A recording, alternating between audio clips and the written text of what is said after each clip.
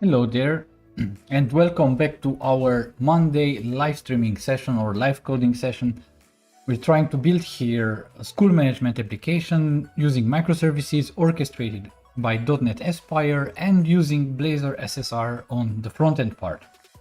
Thank you very much for joining once again for this occasion, and I hope you still find this series interesting. We are already at the third iteration here, but I see that there are still people that might seem interested, so thank you very much for tuning in.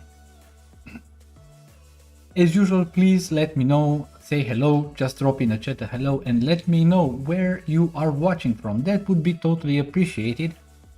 because I really like this sense of community and find out where people are watching from. It kind of like makes the world seem a smaller place, and that's a very nice feeling. Cool. So before we get started, if there is anybody here that doesn't already know about my newsletter, well, I have started a couple of weeks ago a new newsletter, and this newsletter is aimed for people who kind of like want to become better engineers, not only better what I would call code monkeys. And I shared there a lot of practical advice from the lessons that I have learned from the field, working on projects, working on applications, working with customers. And in the last newsletter that I have published and I have sent out on Thursday, I have discussed this idea of, or well, I started from this idea that each line of code that we write actually has a price tag. And when it comes to running an application, CTOs always, really literally always, have to kind of like balance a little bit what's the running costs of running an application, what's the ROI, what's the TCO, and obviously if your application, or if the cost of running your application is actually higher than the cost of having the problem that the application solves, then it is a big possibility that your application will be discontinued. And if your application is discontinued, well, you might find yourself out of a job. So I have decided to share some light about lessons that I have learned about how we can think about our applications and the money, the bills, the price tags that they actually impose to the customers, to the companies for which we write code, and obviously also some advice, really simple things that we can think about and implement right away in our applications to make them more efficient from a cost perspective. So that was the topic of the newsletter on Thursday. And once again, what I share on the newsletter, it's only in the newsletter. So I won't post that content anywhere else. So once again, subscribe to the newsletter if you don't want to miss interesting topics like the one that we had last Thursday. The newsletter will ship probably each Thursday. Initially I said that it will be bi-weekly, but I think I will manage to make it on a weekly basis. Okay, so I see here that we have here Gvidas from Lithuania. Hello, and thank you very much for joining. I know that you also went here, or was you were also here, sorry, also last week, and thank you for joining again. I see here we have Green. Hello from a boat in Virginia. Okay, so you're watching from a boat. That's kind of nice. That really sounds cool. Really cool. Now I'm a little bit jealous, I would say. That's kind of like, well, a very good thing to do on a boat. And hello from Saudi Arabia. Hello to you as well. And thank you very much for tuning in. Don't be shy. All the others that are watching right now, please jump in the comments and just say hello and let me know where you are watching from. Okay, didn't get the first one, but I am subscribed. So you didn't get the first one, but you got the second one, because I have already sent out two.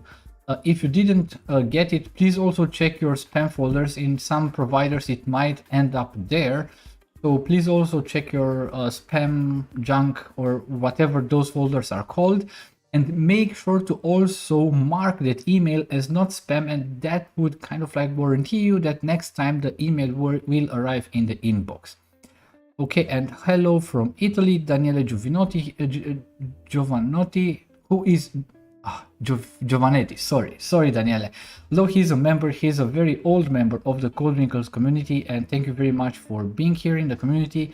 We have also a Discord server for Code Wrinkles members where we discuss a lot of different stuff.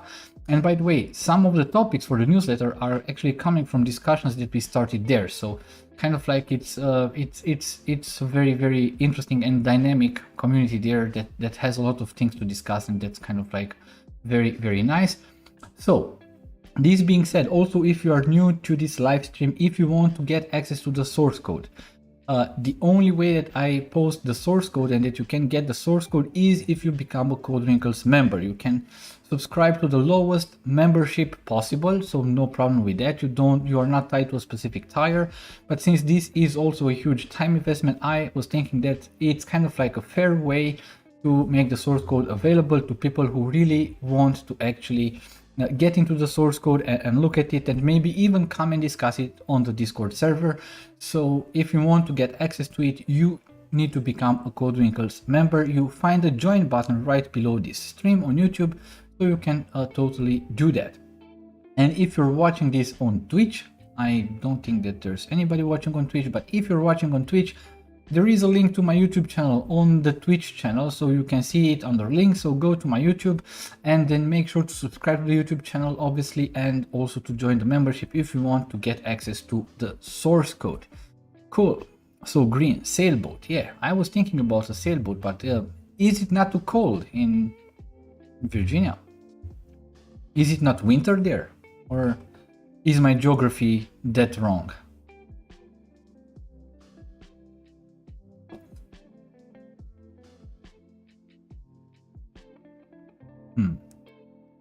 But when did you subscribe, Green? Because if you did subscribe after Thursday, then you didn't receive it. Ah, very cold, but you're still out on sailboat. That's kind of cool. That's pretty much a lot of courage. I don't think I would like to do that. Maybe on a sailboat somewhere where it's kind of like nice and hot and but yeah, probably not in icy weather. At least in Romania we have a fairly cold weather right now. Cool. Also, the first day you announced.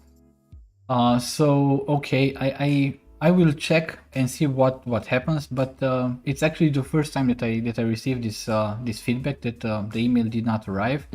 I will check that again. Did you receive the welcome email? Because after you subscribe, you receive a welcome email. That would be also important to note.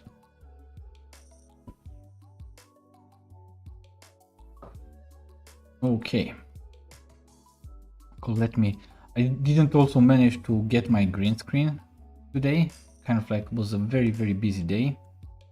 Okay, so you did receive the welcome email, but not the newsletter. That's strange. I will check this with the newsletter company that I use to send out newsletters and see exactly what the problem might be there.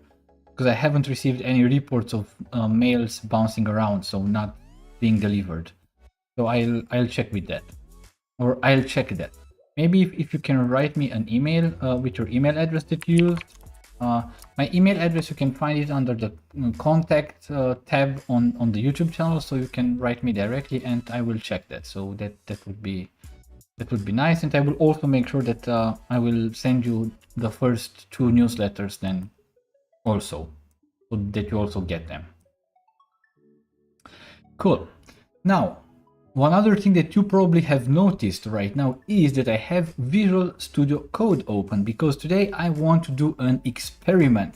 So the last time probably you get to laugh a lot about me and well, having a lot of problems with the UI, especially with Bootstrap, since I was adding, unfortunately, the CDN links for Bootstrap version 4 while I was using things from Bootstrap version 5. So we had a lot of problems with getting menus to work and other things like that.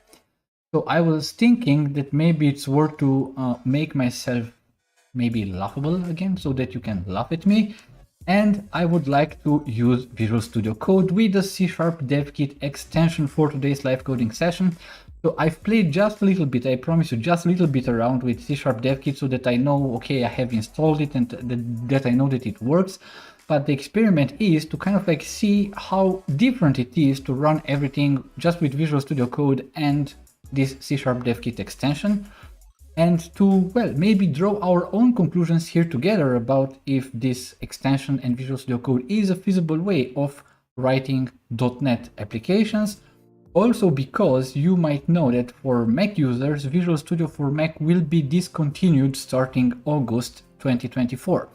So it means that if you're working on a Mac, basically you will not get any new Visual Studio feature there, and also no security updates anymore. Obviously, after August 2024, you can still use the already installed Visual Studio IDE on your Macs, but obviously that's not a long-term solution. So then the other options would be, if you're a Mac user, to either use JetBrains Rider, which is a paid one, or to use Visual Studio Code with the C# Dev Kit extension. From my point of view, obviously that's not optimal for a Mac user, especially for newer developers that are just, let's say, going into .NET, because usually everything that you find out there is basically done in Visual Studio, either on blog posts and other stuff.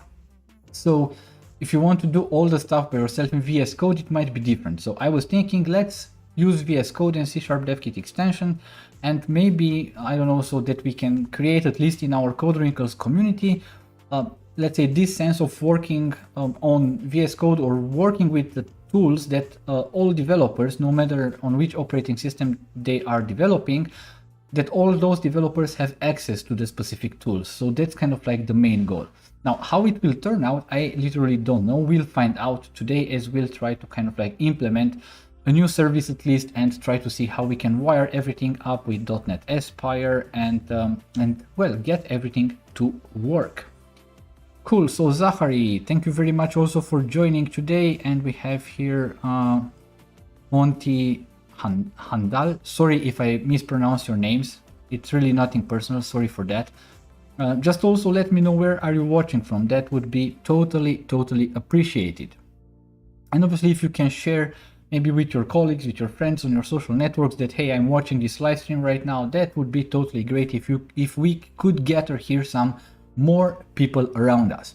Cool. So last time out, as said, we had some problems with kind of like these pop-ups, or let's say models that we wanted to open using just Bootstrap basically, and we didn't get it to work properly because because I was really dumb and I was kind of like using a different Bootstrap version in the link that I used to download Bootstrap from the CDN. But as I promised, I have fixed that issue basically when we finished the stream last time, and I have also fixed the application that we had right now, so that we have a new navigation menu. So when you will receive the code today, basically we'll have with the new version, so where everything is working fine. Now let me go here first of all. So here we have this Solution Explorer view that comes with the C# DevKit extension, and here we have this web and services, and this here is the app host. So this is the Aspire. So here we can add a new file, add new project, new folder, build, rebuild, clean. That's kind of like nice. Okay, and here if I click on start new instance, will this start debugging? Let me just check. So yeah, I want to kind of like debug to show where we are starting from and what we have so far. And then we'll go over today, we'll kind of like implement a new service, which will be the students service, mostly for student management. Okay, so here I have here this with run and debug. I have a launch settings to JSON file in the project, so I'm not sure exactly what the problem is here. Kind of like it started, but I don't see, so it loads a lot of stuff. Let's see the output. Okay, and here if I follow this link,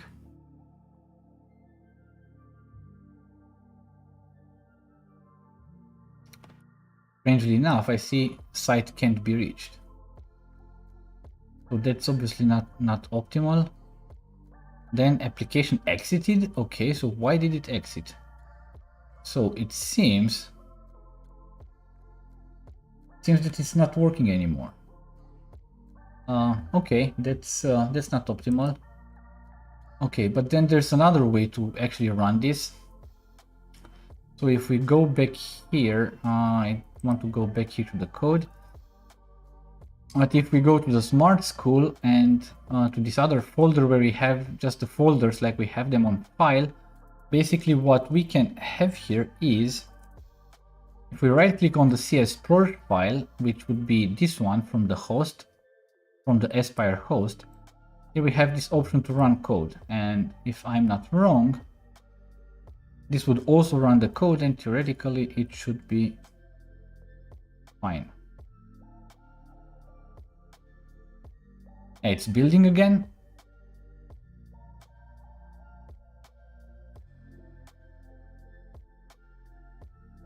Those of you who have joined later, don't forget to say hello in the chat and let me know where you are watching from. I would totally appreciate that. Till this application builds again. Target not specified. Okay.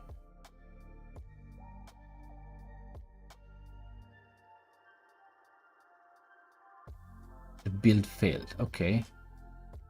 But why? That's strange.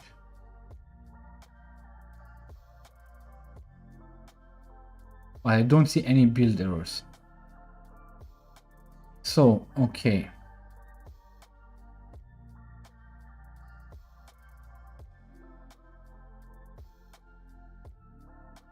Okay, so it's tried to run this project here, but then target path not specified for additional file, which is the web smart school CS Pro. That's strange, really strange. Not sure exactly. It's not strange. Okay. Why do you say it's not strange? Okay, there's a component. Okay, components does not exist in name smart code. Are you missing an assembly? Okay. Okay, but theoretically, so let me go to the web. And here, if I go to the web, I have the layout, and here I have some features. Not this one, but features, the other one. And here, what features do I have? I have roles. Where do I have problems? Because I don't see any build problems. But maybe if I just try to build this project. Now this doesn't have a build option. That's strange. Because here I don't see any problem here. Input text. Role list. Okay, so let me check here. No errors on this page.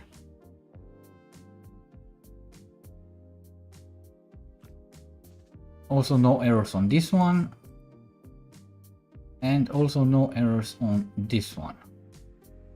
What is the problem? Let me just try again.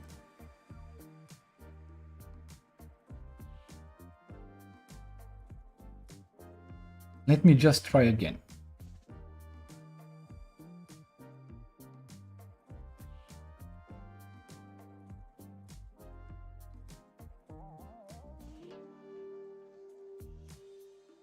Seems that this time it actually worked. Okay, let me just open the browser. Yep, it seems that this time it actually works. So here's my application, and this is my Aspire dashboard. Today we'll have plenty of other stuff. What I have done here is I have added here this kind of like drop down, let's say. If I click on it, I have then these roles, students and teachers. Now for roles, that's what we have implemented last time out. Now it's just loading data. We have here all the roles that we have added. We can even add a new role here, for instance. What we have, student, parent, let's add a teacher role. And we can simply just add it, and you see that it was added automatically. So that's basically the roles that we have. And the reason why we started with the roles is because we will need to kind of like add certain users to certain roles. So that's why it was kind of like important for us to get started with that one. So today what we're gonna do is we will start working on this student. Now right now this leads us to the yum.students, which is this path. Obviously right now we don't have anything here, but this will change today. And obviously I was already logged in, but if I, for instance, want to log out, I can simply go here to log out. And then if you are logged out, so if you're not authenticated, if you try to access the application, you are automatically redirected to the login. So that's the behavior here. So I can choose here my username. I can choose here my password and click on login, and here I'm logged in again. So now I can see the home page. So that's basically what we have right now. And today we want to start working with students. Let me also close this session here. So I want to start working with students, and this time I think I'll start from the backend because we need to set up some stuff here. So I think I will go to the Solution Explorer once again, because it's in the Solution Explorer, it's kind of like, well, better to work with the projects, because here you can also see the solution folders. Now we have created solution folders right at the beginning when we created during the first stream. And we have this web where we have our web application. Then we have these services where we will have then dedicated folders for our different services. Or we can eventually also place services directly here. And then we have this BFF folder, which is backend for frontend. So we'll implement, or we'll use this pattern of a backend for frontend. That's kind of like very familiar, and you might encounter it very often when you work in a microservices setup.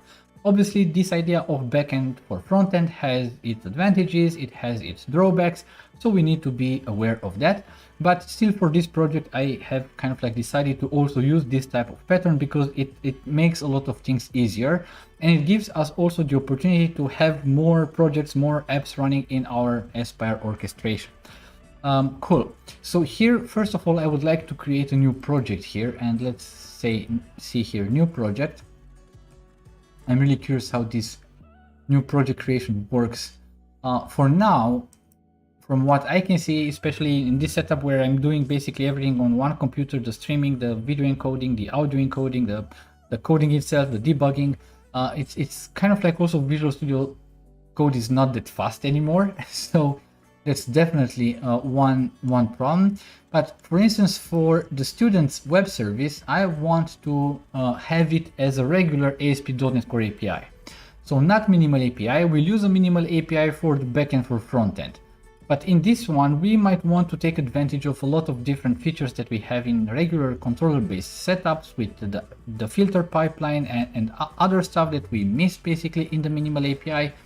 And therefore, let's call this, Smart School. And let's call it just students. So that would be our project. Default directory, project will be created in, okay, source repos, okay, Smart Student. I guess this default directory should be okay. So let's just create that. And let me check if it was created correctly.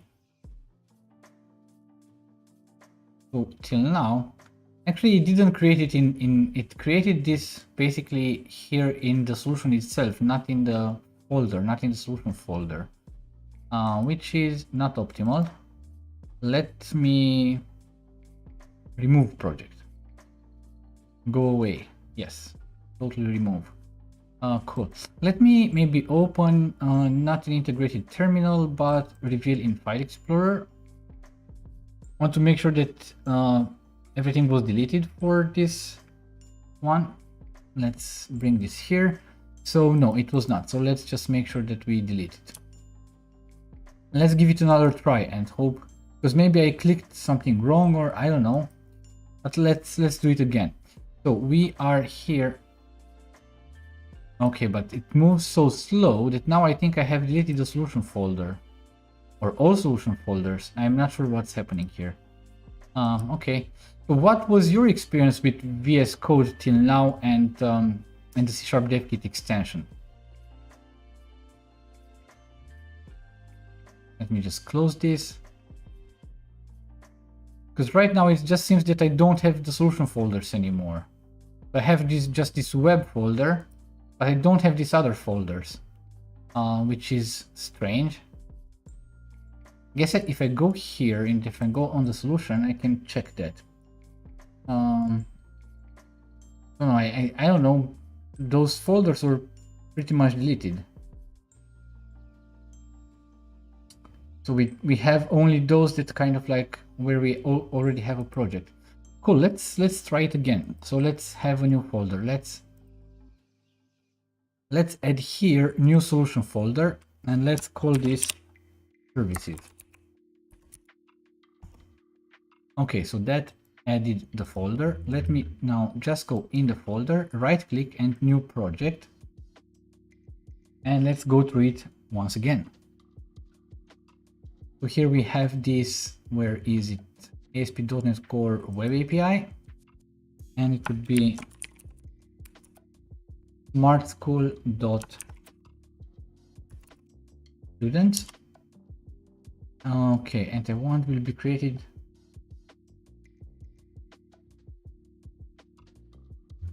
I choose another directory.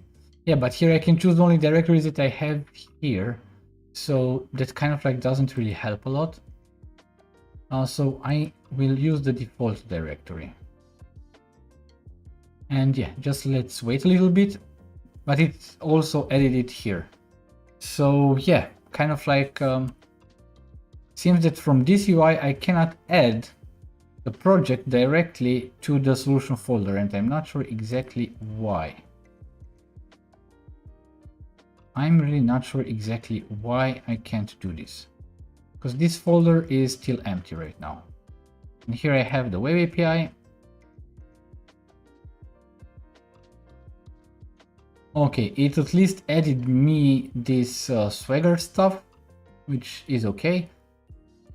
But I said that I wanted web API. Why did it create me minimal API?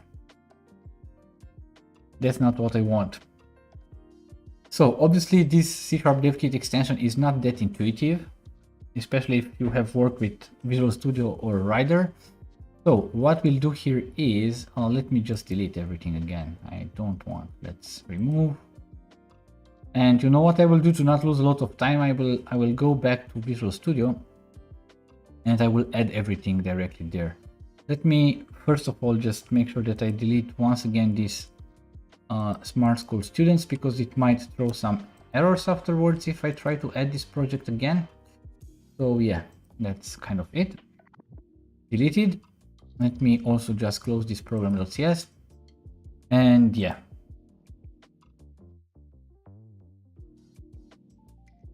Let me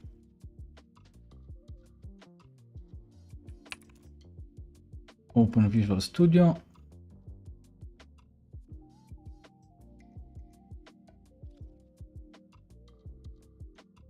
We just started and already needed to revert back to Visual Studio. That's not an optimal experience. Okay, so it's this Smart School, the application that we are working on. So let's just open this one. But I guess I will go then back to VS Code because I still want to try it out. But I really don't want to lose a lot of time here right now with all this stuff. So we'll just create everything here once again. So Smart School Web, we have everything like it should be. So let me just right click here and add a new solution folder. Let's call this services. And in this services, but if I would be a Mac user, that would be not nice, at least starting August 2024. So here I want a new project. Obviously, what some people would say, if you are a real developer, you would just use .NET CLI to do all the stuff. And I'm aware of that. I kind of like also know the basic comments. Probably I will have to look them up exactly to know exactly the options that I have to specify to add a project to a specific solution folder. But once again, I think this kind of like defeats the purpose. So we want to have a streamlined experience working with C# DevKit on VS Code that's kind of like at least a little bit similar to what we have in Visual Studio. So yeah, that's kind of like not the case, fortunately. So what I would like to have here is an ASP.NET Core Web API, obviously. And let's call this Smart School.students. Okay, this is the repo. It should be okay. Let me just click on next. Obviously here I want to have .NET 8. I don't want to have authentication. I would create or configure authentication at a later point when I need it, based on JSON Web Tokens probably. Open API support is something that I would like. Use controllers is something that I would like. And enlisting Aspire orchestration, that would at least my application automatically. So I would totally go with that. So let me just click on create here, and that should create my project. Guys, for those of you who have tuned in a little bit later, just drop in the comment section, say hello, and let me know where you are watching from. That would be totally appreciated. Now at least we have a regular controller. Probably we'll organize our application a little bit different, because I want to kind of like go more the route with kind of like vertical slicing, but not in the extreme way that others kind of like promote, that you should put really everything together. We'll have kind of like a certain way of having granularity, but when it comes to controller especially, we'll also need a certain way to centralize some features. For instance, if we want to apply filters and things like that, so we'll kind of like implement something on that regard. Cool, so now we have this service. Now the only thing that we'll also need here is the backend for frontend. So let me add a new solution folder, and I'll call it once again BFF, and here I'll add a new project. And this time, to mix it up a little bit, I will use Web API. Let's start with this one.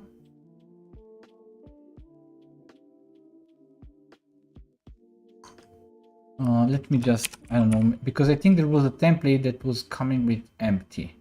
So it's this Web API.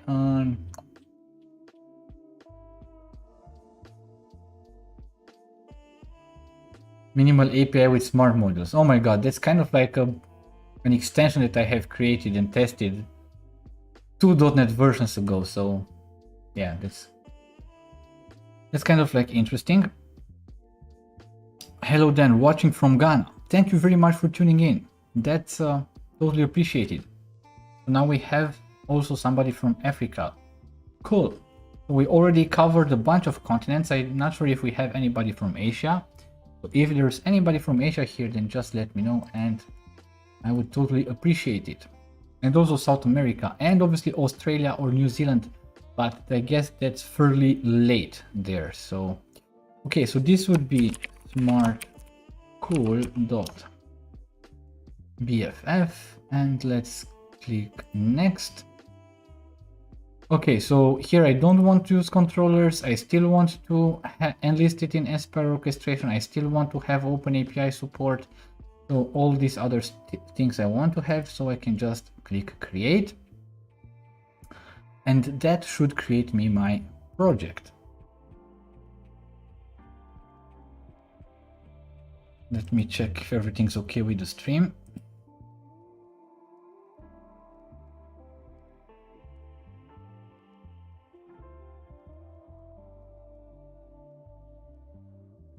Is the video okay? So is the video quality okay for you? Because I keep receiving some information from YouTube that there are some problems with my video quality, and I'm not sure exactly if that's really the case or not. So just please let me know if everything is okay with the video and the audio. That would be totally appreciated. Okay.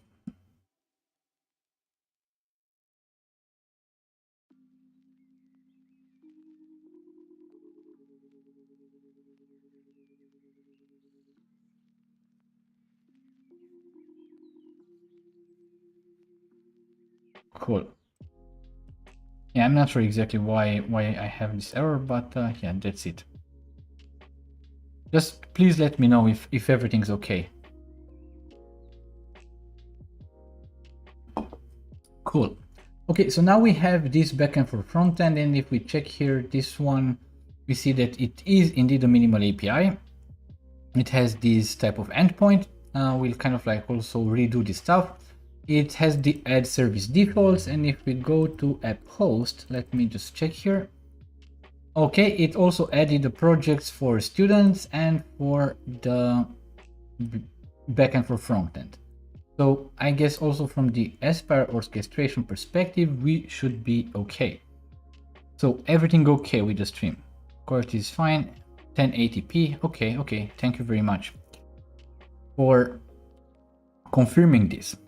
Okay, so it seems that we have everything wired up now. I don't know, maybe just click a save all here to make sure that everything's saved, and let's just close this. Visual Studio instance, and let's move back to VS Code. Okay, so now back to VS Code, we can see that here we have, so right now we have these projects in the right solution folders. That's okay. Also, please let me know if you have worked so far with VS Code and the C# Dev Kit extension, and please let me know what your experience was so far. For me, actually, right from the start when I wanted to add a new project, already we hit some bumps. So that's not what I would call smooth, but yeah, that's kind of like it. It is what it is, they say. Okay, let me just run the Aspire host again. And just want to check if the services are now listed in the orchestration, because they should be.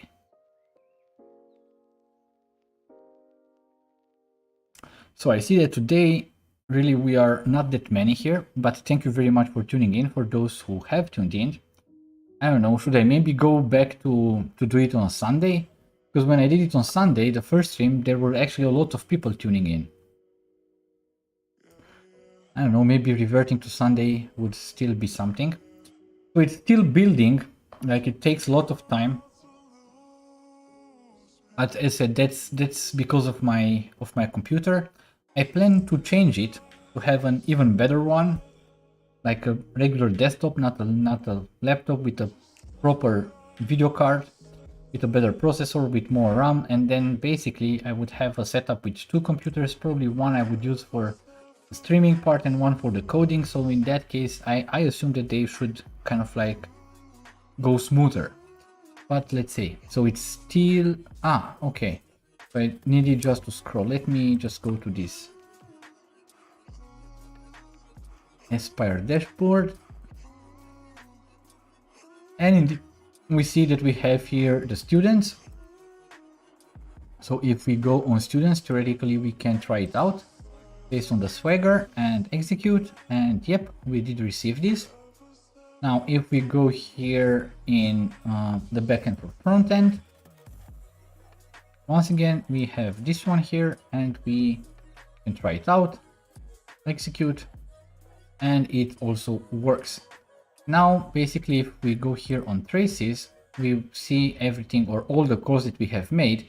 But actually the most interesting part will be, and hopefully we'll come to this today, when we will make basically click a button or do something in the web app, you will see how we can how basically to retrieve a certain information on when we perform a certain action in the front end, that we actually get or call a lot of different API endpoints, and everything is traceable here. So that's one of the major things that I find it very useful as a developer when you run basically locally this type of orchestrated or microservices based applications.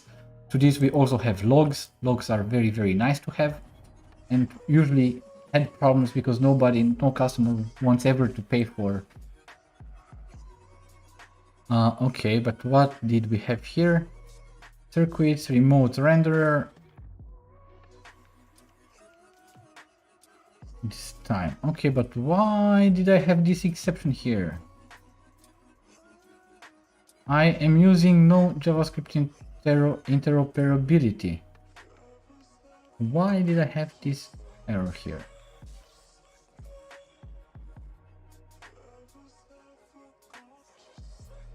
Well, I didn't have these errors before when I was having everything in JavaScript can be issued at this time. This is because the circuit has been disconnected, and basically we haven't opened anything. That's kind of like that's really strange.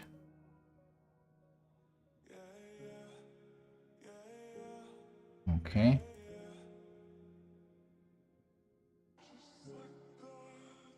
Kind of like here this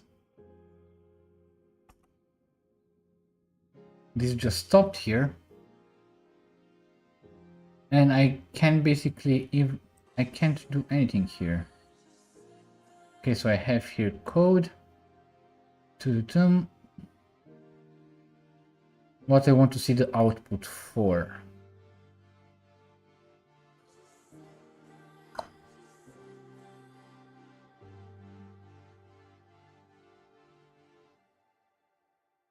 I mean, I just want to see the regular terminal. No, the terminal is here, but the output. Okay. But it's kind of also blocked somehow. So basically everything is right now totally messed up. Did you find out why loading messages does not appear instantly? I didn't really. But unfortunately, I didn't really have time to investigate this deeper. Last week it was a very, very busy week. And during the weekend, I was actually traveling to Bucharest. I was for a short 3 days there. And I really didn't manage to kind of like find out what exactly happens there. But I have some ideas of how we could optimize this further, but I think we'll leave this for another live stream maybe. I don't know. Because now I wanted to just get started with the backend services, but I don't know, right now basically everything is dead here. Everything is literally dead here. I can't do anything. Oh my god, that's really not the best experience ever with this one. So yeah, that's not optimal. But let me, just curious, what happens if I run this again? Code is already running. Okay, cool, nice. I'm really happy to hear this, but I don't really have any way to stop that.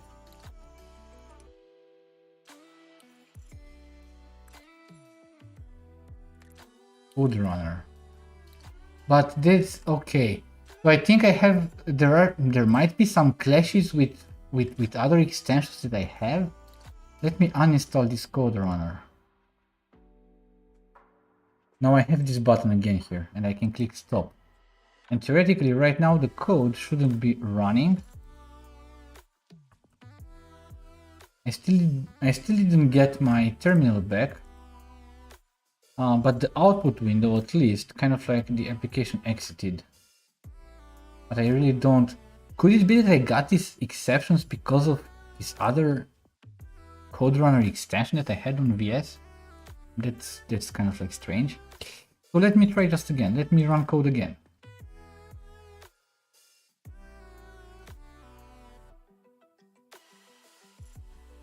I get the impression that actually it's even slower than with Visual Studio, and theoretically it should be faster.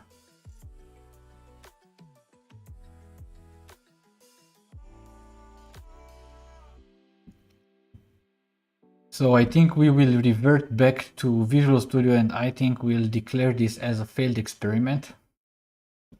I know that's not a good publicity, I think, for the C# dev kit. Because I mean, okay, obviously right now when streaming I really maxed out my computer, but it's not a bad computer, so it's literally costed a lot of money when I purchased this 3 years back. So, and it's really it's okay. It's an okay machine. Probably most developers don't work on the machine like I have. So if I get this lot of problems, then well, probably other people might also get it. Right now it's just .NET Run. I did start it. Okay, let's see. Did I get my terminal back? No, terminal is totally. Well, I was on the verge of saying the F word, but I just stopped at the right time. And what I want to see here is, so I'm here at the output. Here's the debug console. Okay, so let me just stay here with the output and let me go to the browser. And I don't want to make it very, very big. I just want to go to one of the services like this one and make a call. Write out, execute. So no exception for now. Let me go to the backend for front end. I think it should be this one.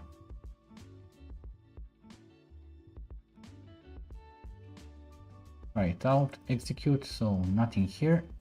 Let me go to the web. Here I go, this one, roles.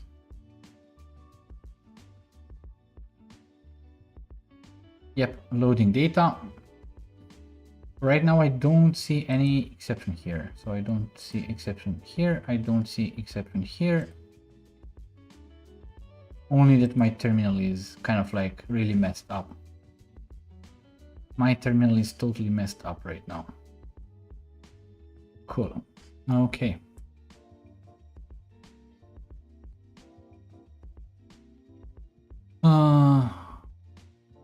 Okay, so if they ever make me work on a Mac at work, I'm definitely subscribing to Rider.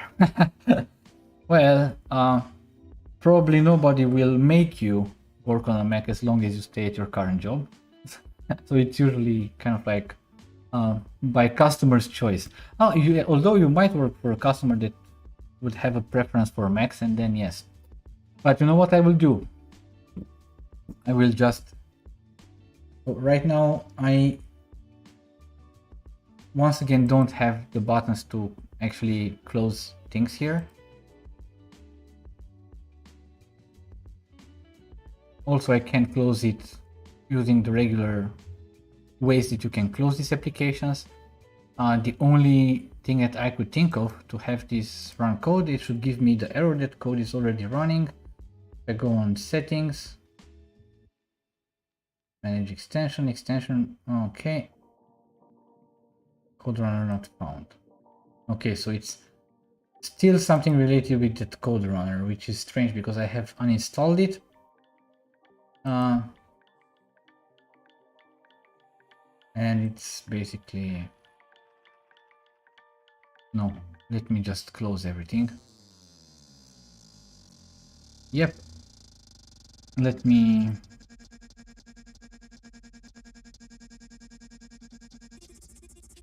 go to Visual Studio back. Or let's try it with Rider. Because the Rider, they have just released a new version, basically, and that version fully supports .NET 8. Let's even test that out. So it would be... But still everything is very, very slow. I think something is still running here. Once again. So it should be this one. Let's open everything. Would you rather have Windows with VSL or a Mac? I'll always go for Windows. I'm totally against Mac. I think they are totally overpriced for what they are actually capable of doing. And for the same price that you would pay for a MacBook, you could get a Windows PC that it's, let's say, twice as faster and has, let's say, double specs on literally everything. So I definitely would go for Windows always. Okay, Alex, I see that you also agree with this. So if I want to spend $4,000 on a MacBook Pro, like the second one or whatever, I can literally get a PC that is twice as good or twice better than that specific MacBook at the same price. And when I say twice better, you have to imagine I do a lot of video editing, I do like streaming, I do stuff that kind of like really relies on a lot of things. And for me, that would totally make a difference. So for the same money, you kind of like get totally different things. Cool. So let me have here a new to-do, but I want to open a solution. So let me just check once again. Here, basically, there's something from the uni that I was working on, so I'm not sure why it kind of like opened it here. So let me not disclose so much stuff here. I moved it on a different monitor, but I'll get it right back. Cool. So let me, where is it? Source, repos, source, repos, and it should be the Smart School.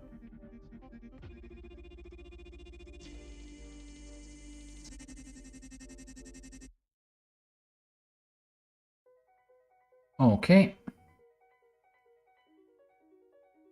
Okay, trust and open.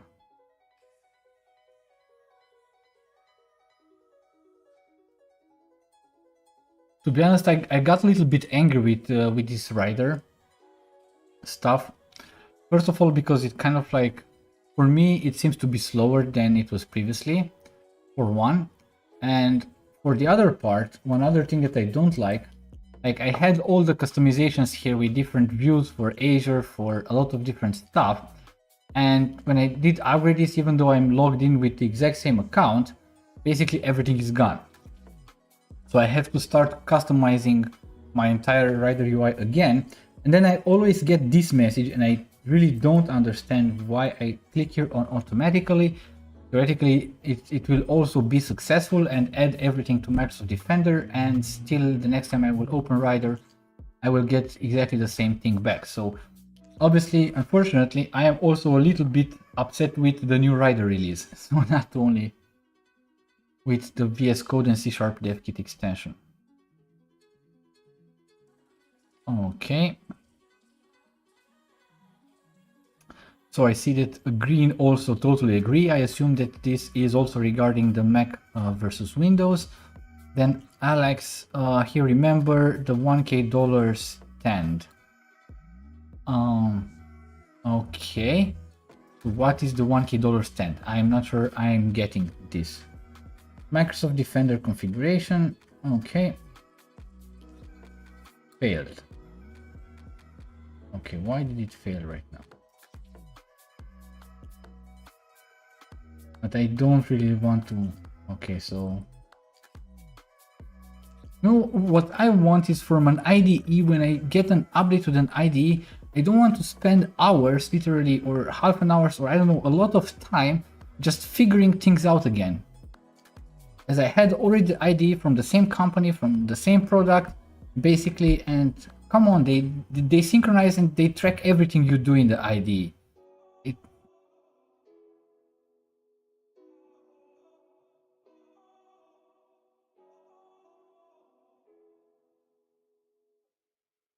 So now syncing projects. Guys, I'm really sorry we have to go through this. I really thought that it was actually a good idea to actually start or try to use VS Code. And then I was thinking it's a good idea to maybe start and try the new Rider. But to be honest,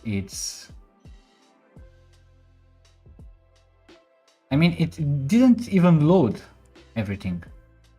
So, I mean, I can't even run this. I have under view. But then it kind of like added this build window here. So I want to see the symbol bar. Appearance.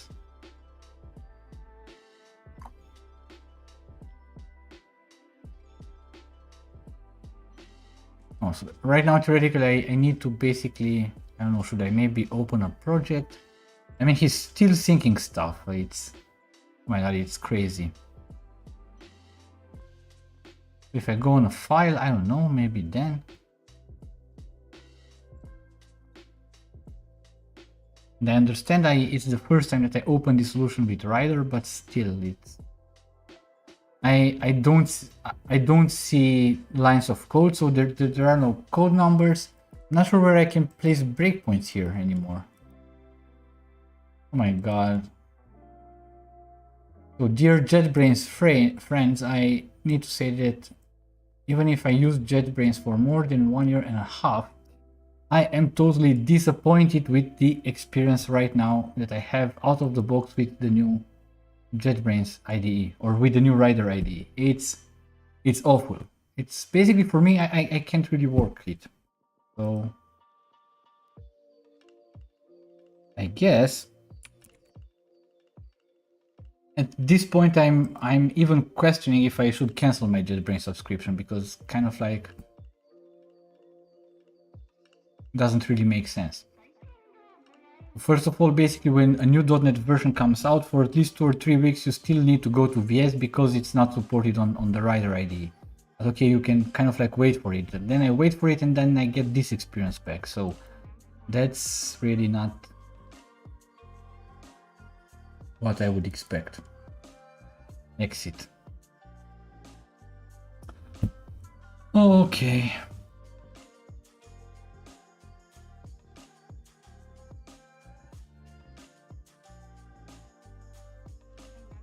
Yeah, in the end we'll go back to Visual Studio. Sorry for everything. I really did think it's a good idea to use VS Code, and I really didn't think that it's so hard to actually get it working.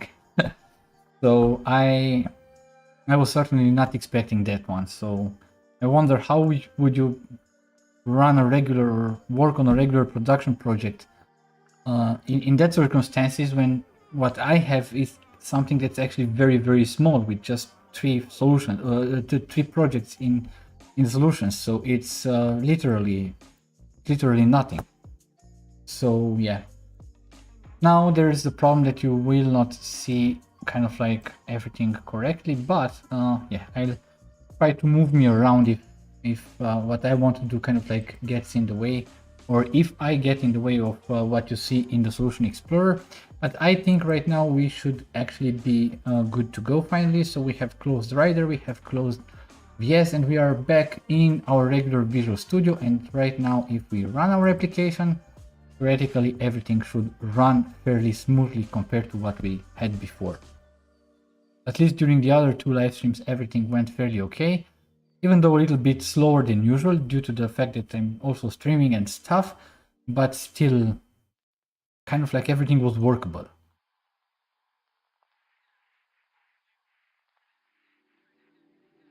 Now I'm worried that there might be some background processes that are still kind of like, I don't know, using these files, and that probably something will not work correctly. I see here failed.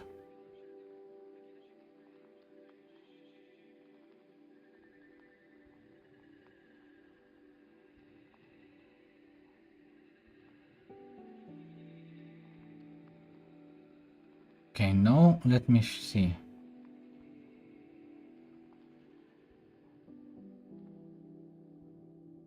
It's because it's being used by another process. So yeah, let me...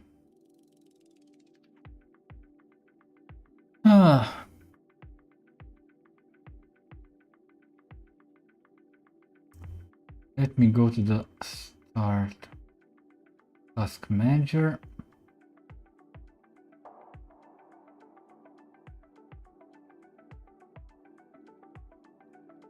I'm looking here.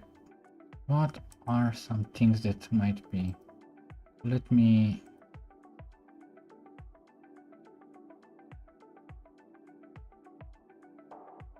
There were a bunch of .NET hosts that were still running.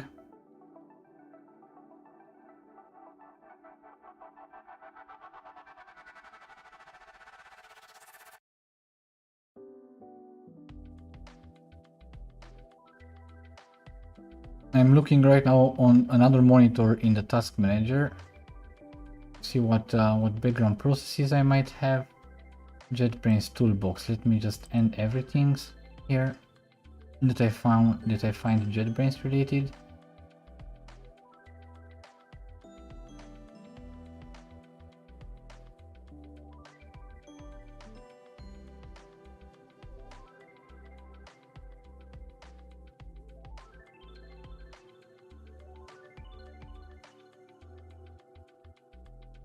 But I don't find anything Visual Studio Code related or code related or Rider related.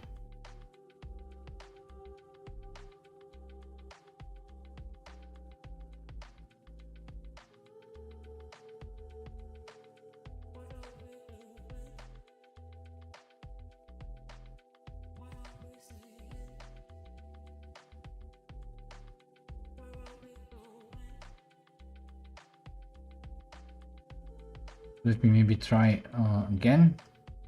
Let's clean up the solution first. Okay, and let's maybe do a rebuild the solution.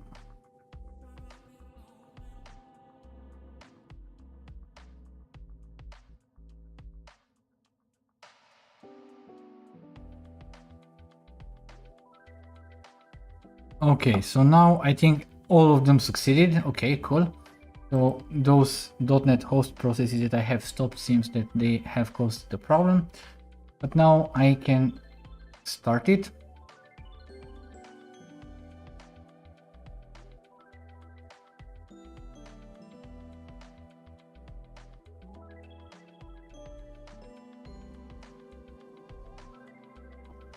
So yeah.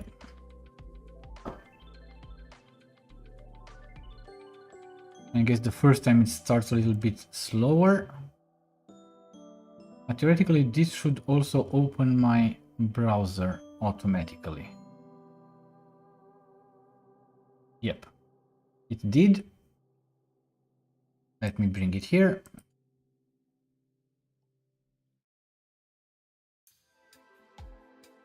Cool, so we have here everything running once again. I'll just test out the web and that's it. Make sure that works. Okay, it still needs to load. Probably not everything was loaded so far. Let's try again. Why, or what's the problem here? I think it's still loading stuff here. Let's try again.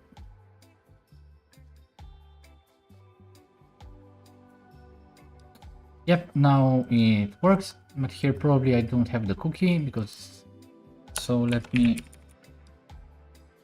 just log in.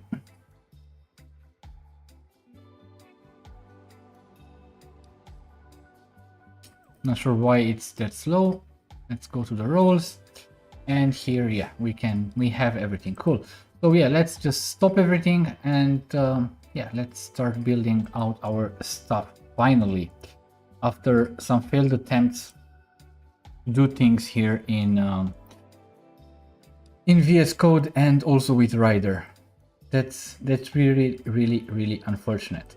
Cool. So let's start, I would say, from, let's say, the total backend. And the backend for the service that we want to implement right now is this students. And here in the students, let's say we have here this regular API.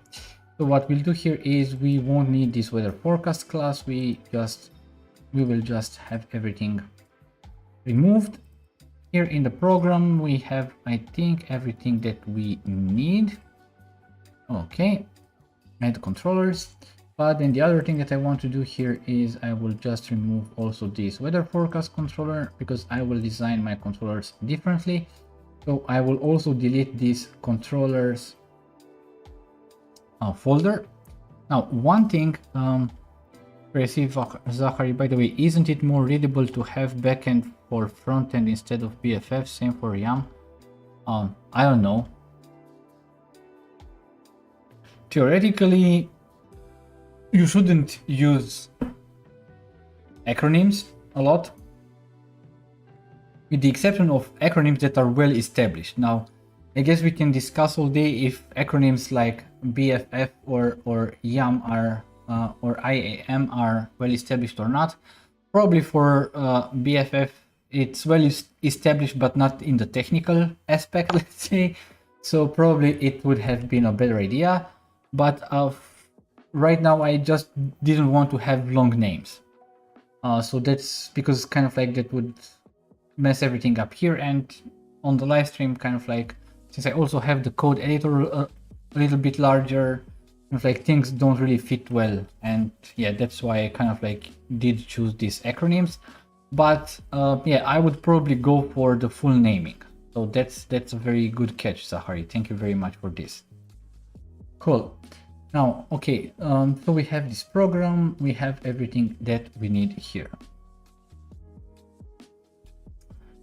Now, there are some things that we need to set up here.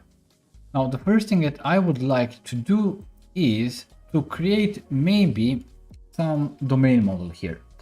And I'll try to, not on the services, but on the project itself. So I will have here add a new folder and I will call it domain. And here in this domain, probably I will also have at a certain point also maybe validators for domain entities and other things or exceptions. So I'll just add a new folder here that I call models. And in this folder, I will create my first models. Now, I'm not sure exactly what models I will need in the future. So I will just create them here in this folder. But the core idea here is to try to keep everything as, well, each microservice as small as possible. So I don't expect to have a lot of different models, but if we will end up having a lot of different models, we'll maybe move them around in other subfolders. But for now, actually what I want to do is to have this kind of like concept of student that has some type of information. However, this service is, or I think about the service as to be just the student management service. So this service will be just available to manage students, student information, and things similar to that. For class enrollments, for instance, or for grade books, or for other things, we will have dedicated microservices. Like we would have a microservice for grade books, we will have a microservice for enrollments or class enrollments and other stuff like that. And obviously this is where we will need to also bring in some async communication, because when we create a new student in this service, like we have a brand new student, we need to communicate that information also to other services so that they know that, hey, I have this specific student that was created. Probably we will not come to implement today an async communication solution, but I think probably next time.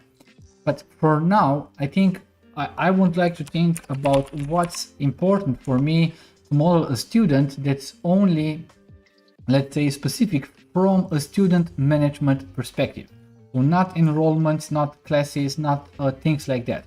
So if I am a school, what would be some information that would be important for us? And see, green Microsoft example uses BFF. Yep, that's true. The eShop example, the famous eShop example.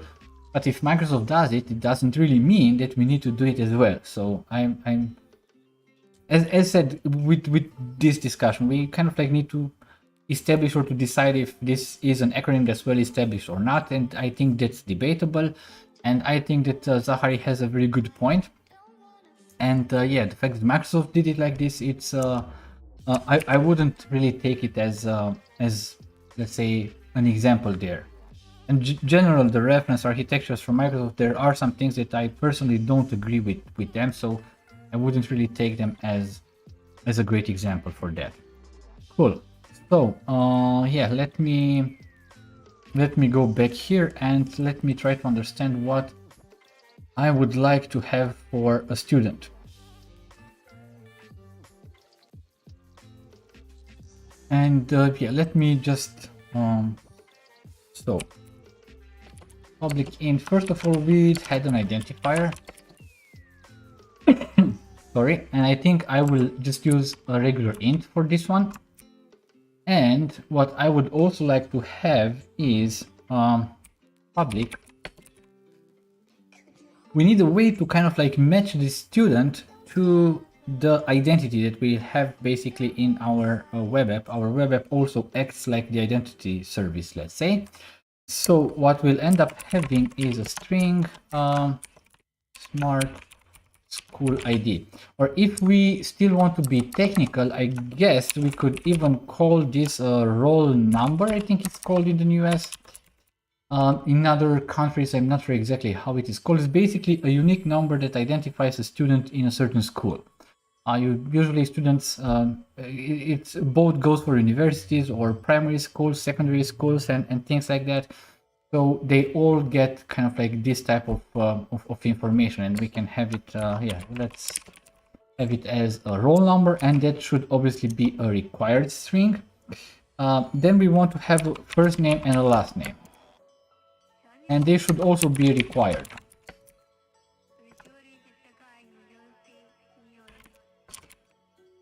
Okay, then public required string last name. It's also something that we want to have. And I think we'll want to also keep a version of the email, public required string email. The email is also stored in the identity tables, but when you build microservices, there's, from my point of view, this very important idea that each microservice corresponds to a bounded context. Now, a student from the perspective of my student management application has different reasons for change than a student that I have or might have in our web app. So that's why even if there are some things that might seem like duplicated, from my point of view, it's not a real duplication because it has different reasons for change. At a certain point, we can decide we don't want to have an email here anymore, for instance. So yeah, then I just want to be able to remove that from here and not affect the working of any other services by that. Now, if I would rely on this identity, then I would have in the backend for frontend or in the web kind of like a lot of logic of getting the identifier or the email based on the identifier. And then if kind of like that is not required only for a subset of functionality anymore, then it will become a total mess. So I still want to have here this email. Now, one other thing that we would need to have here is public, the date of birth. Let's try to use this date only.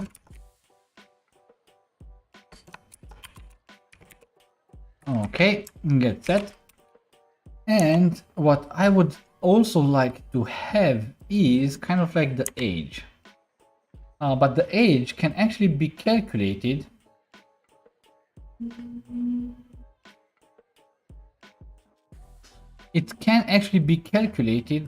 based on the date of birth. So we don't need to also have this separately with a setter. So yeah, we kind of like want to avoid this. Now, what I would do here is I will just go, let me maybe add some regions here. I always like to organize this also with region. So region, constructors, and properties. Okay, and region. And I will have a region public behavior, and then I will also have a region here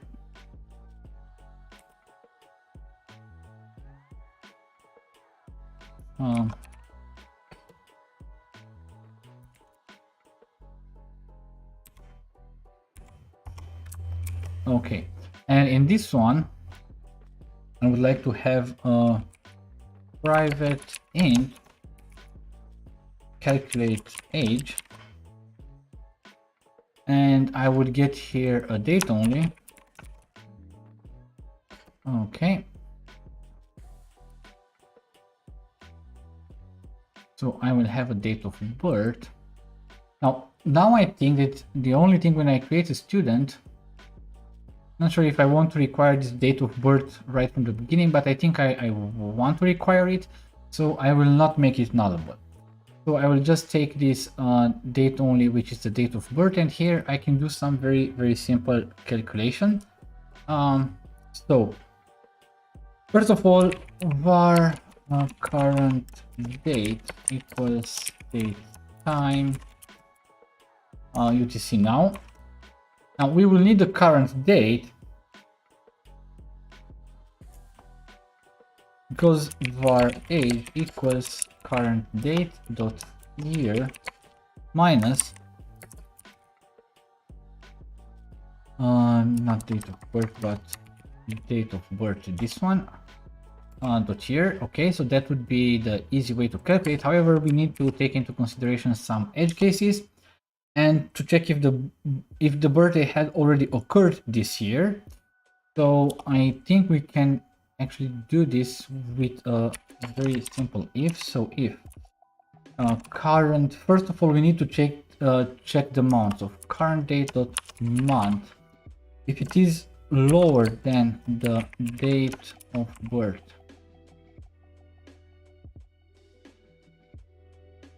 actually we don't, I think we don't need this because we can take directly the property. So actually yes, no, date of birth, we'll take directly the property. So if it's lower than date of birth dot month, And then basically, now we need to also check the month and the day. So if, yeah, let me, but no, I don't want to do this right now. So let me just go on the other line. So if this, then we have to check, also make the check both on the month and on the day. And if the birthday already occurred, then we just need to reduce the age that we have already calculated. So that's kind of like the logic that I'm thinking about. And to do this, what I would need to add here is another condition.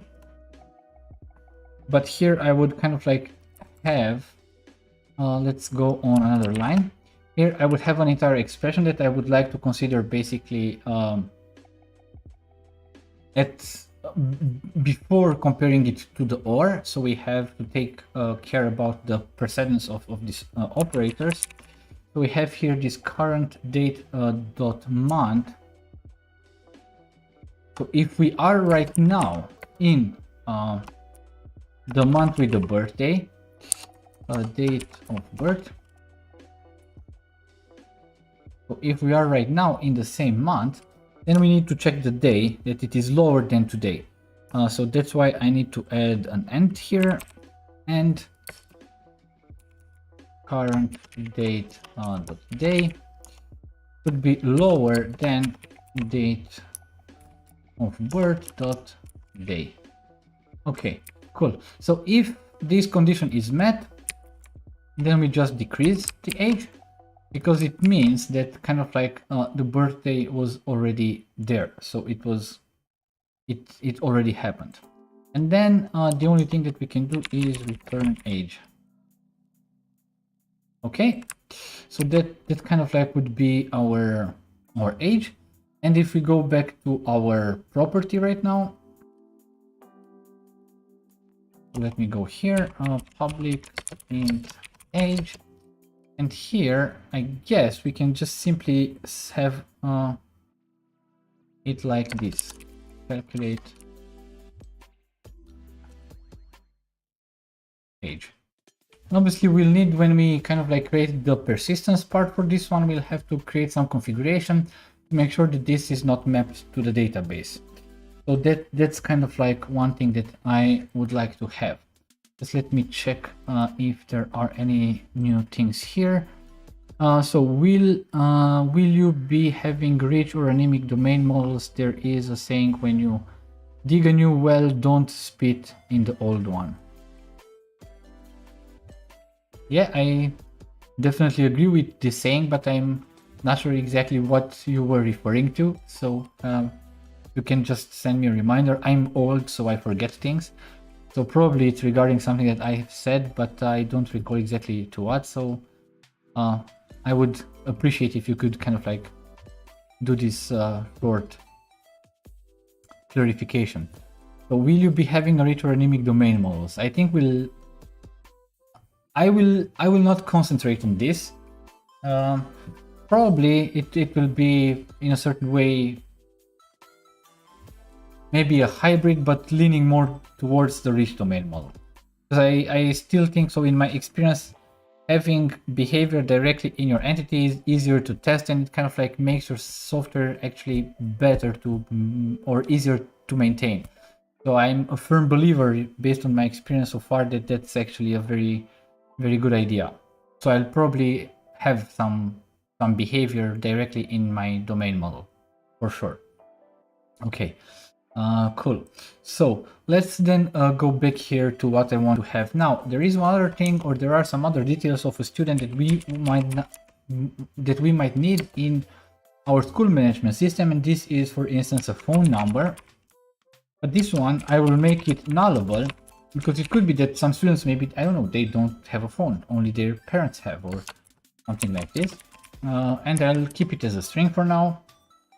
And then each student will also have an address.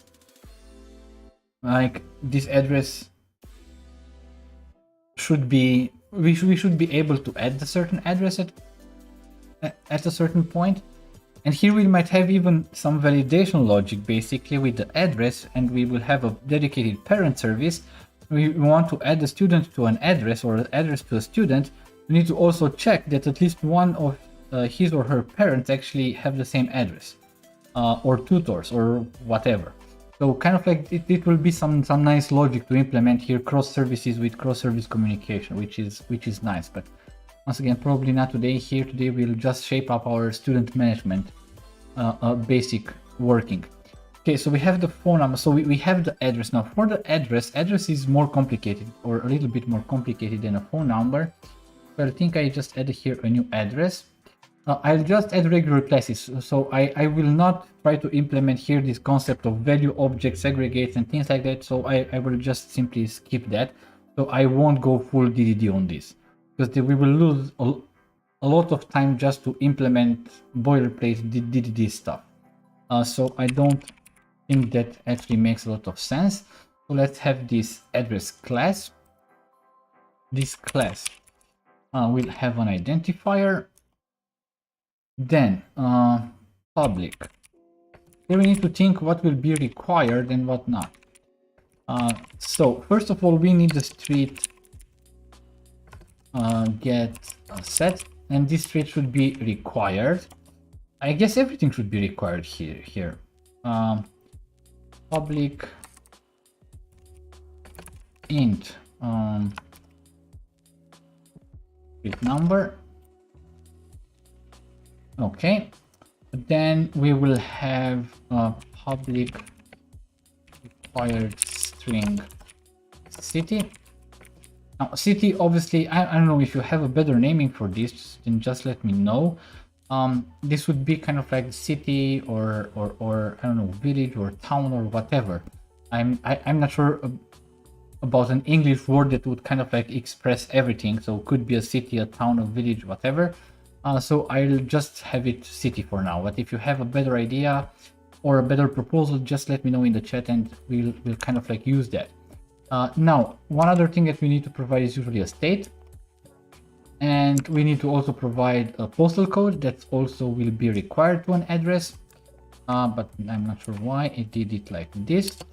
And then country.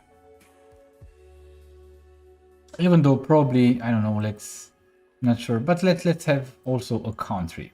City, state, postal code, country. So everything should. I'm not sure exactly what happened right now. So something opened, but I'm not sure exactly what. So I guess that's. I'm not sure what. There's something flickering on my screen. Okay. Now the only thing is, in this case, what we want to do. So this is the service that manages students. Now in this case, an address, it will belong to a student. So we'll kind of have a relationship here. So public int student ID. Okay, and we'll have here public student. And I know this is basically a clutter in the model because it's kind of like, well, express is basically the ORM that we'll be using. But as said, my goal here is to concentrate and to get things working and kind of like more or less create a proof of concept about how these things should kind of like work. What's the problem here with the student? Could be nullable. I mean, yeah, it could be nullable because that, honestly, these fields we will not use basically. Only Entity Framework will use them. So this might be nullable because, well, a certain address might not already be added to a student. So basically it might be nullable because even when we load the student, we might not want to load the address, or when we load the address, we don't want to have the student and things like that. But then we can go back here to the student and we can public address that could be nullable. So it would be something like this. Cool. Now, I think that also in this system, which is just student management, we should still be able to kind of like see exactly, okay, who are the parents or relatives for this specific student. So I think we also need to think about that. Yeah, let me see if there is anything else in the chat here, but no, it seems there isn't. And unfortunately, I see that we are less and less people here, but thank you very much for all of you who stay tuned here. I really appreciate you a lot, not leaving me alone to talk here. Okay, let me just go back. Okay, so then let's implement also this idea. So we will have a dedicated parent service that will hold a lot of information about a parent and everything that's basically related. But in this service, we just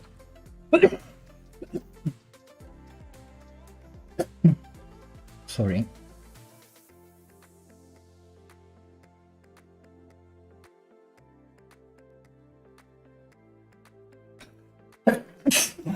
Oh my god, sorry. I'm really sorry.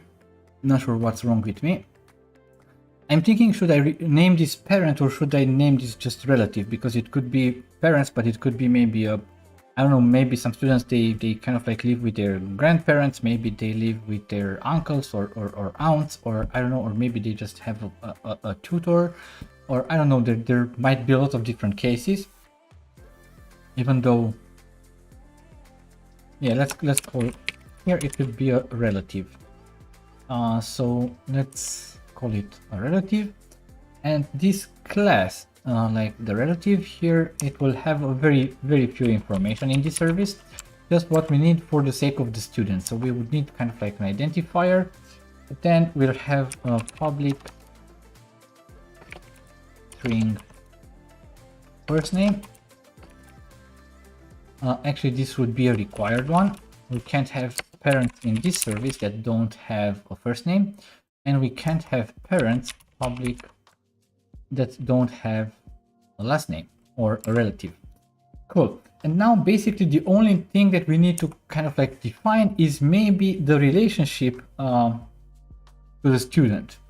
So I think for that we need an enum. Class, and let's call this relative type, and let's switch these to an enum. Okay, and here let's say it could be mother, could be father, could be aunt, could be uncle, could be grandmother, grandfather, and let's, I don't know, maybe this idea of tutor also here. So relative type. So if we go back to the relative, public relative type, I'll call this relation student. Remember, this is always related how we see a parent, or what do we need to know about a parent in our student microservices, not in the parent microservices. There we'll have a lot more information and logic around parents. But here is actually kind of like basically everything that that we do. Now here there are some relatives that that might have, or that there might be kind of like parents that have more kids that are going to the same school, and then obviously those kids would have the same parents. So we'll have here a many-to-many relationship. So I'll also have here a public collection of student, and I'll call them children, because once again I don't really have the words that we should use, but because just calling them students kind of like doesn't really express anything. It should express a certain type of relationship, but yeah, in this type it just expresses the type of relationship that the student might have with a mother and a father, but not kind of like with a grandmother or grandfather or uncle. So I'm not sure exactly how to name this. Once again, if you have a better idea, just let me know. Could be brother or sisters, Yeah, cool. Yeah, that's correct. So brother, it could be a kind of like older brother, like I'm the oldest brother in my family. That could be a tutor, kind of, or a guardian for others. So that's definitely two.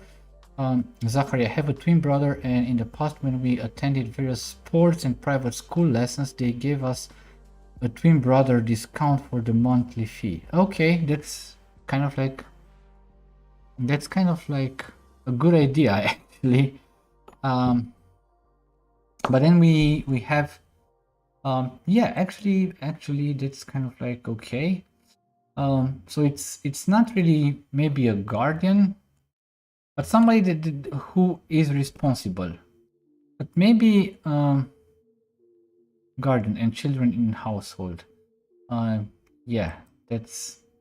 But you know, here I don't know. Here we talk about how we should model this, and obviously we can spend a lot of time here because I think we should kind of like have two different models here, like one to model relationships, maybe between kind of like brothers, like brothers, sisters, and so on, and then a relationship to kind of like a guardian. That could be like the important for me in a school is, or at least from the school management system type, is to understand it. When I see a student, I want to know who's responsible for the student.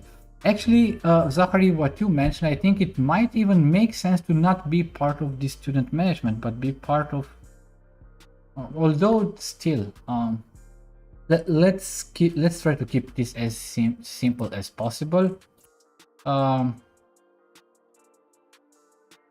Brother, sister.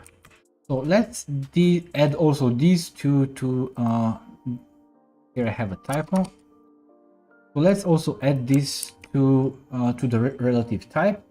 And then if I go to a relative, I collection of student, how should I name this? It's not children. It's not children.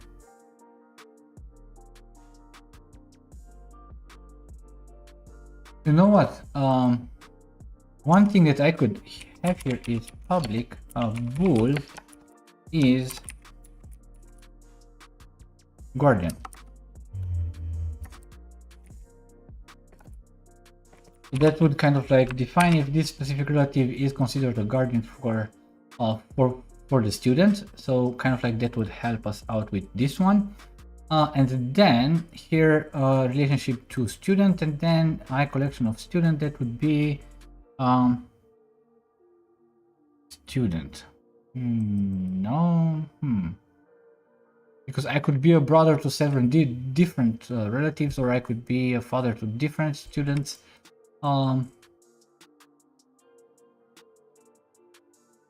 So we are here in the relative class that defines a relative of a student. So the collection of students that we have here, yeah, students.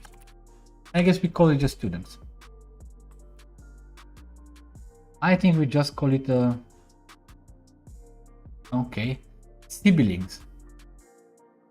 Actually, siblings might be a good word, I think. Since it's coming from a Native American, I'll go with that, I guess. Now, the only problem with this one is that this I collection might be null. And what I would do here is I will basically add a constructor, but not here, and here instead. And in this constructor, I will just say that siblings equals new list of student. Okay, cool. So now I have this one here. What's the problem with this? Spelling error.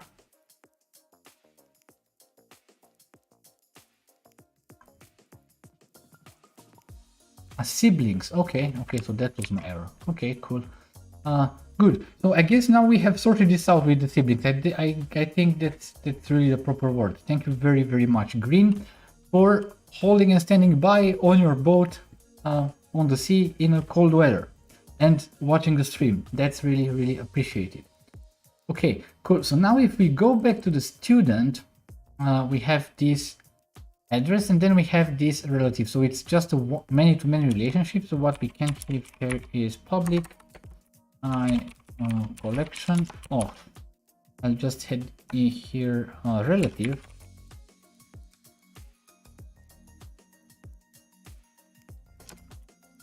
I think relatives is the correct word. Just let me know. This is not necessarily required because we don't necessarily need that to be this way. So let me go here and also add a constructor. What we'll have here to make sure that it's not null. So I don't want it to be null, but it could definitely be an empty list. So here it could be, we'll have relatives equals new list of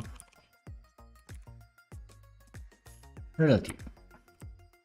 Okay, so that kind of like would be it.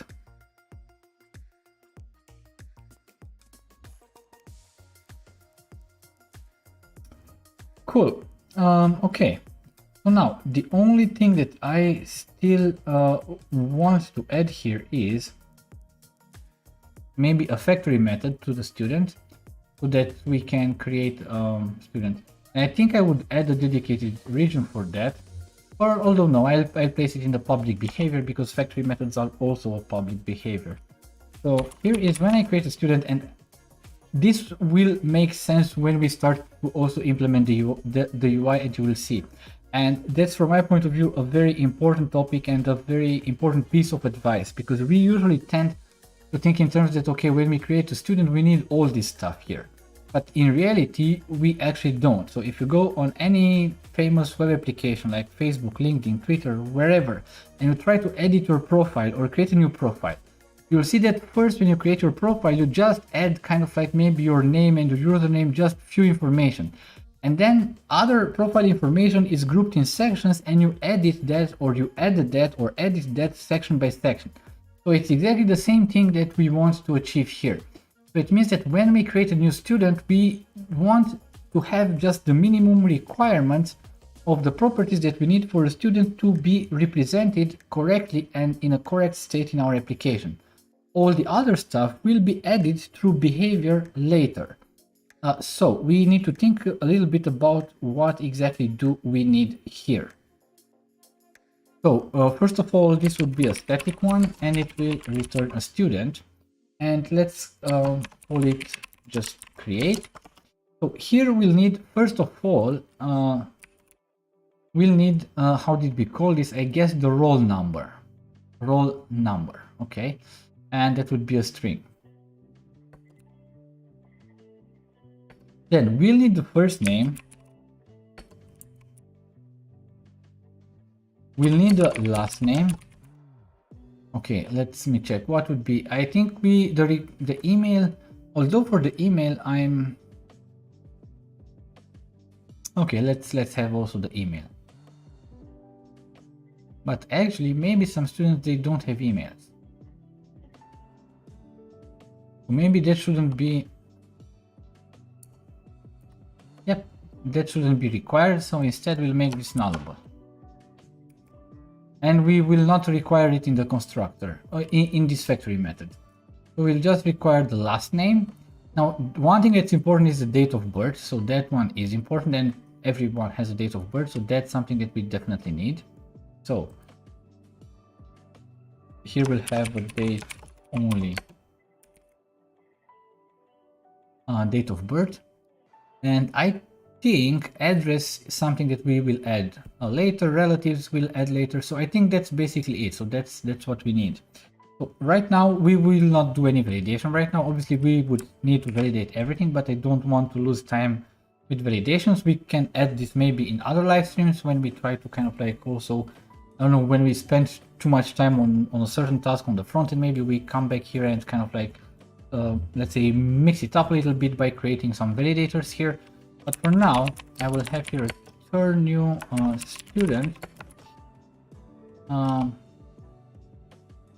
I don't like that it didn't indent me this correctly. So first name, but let's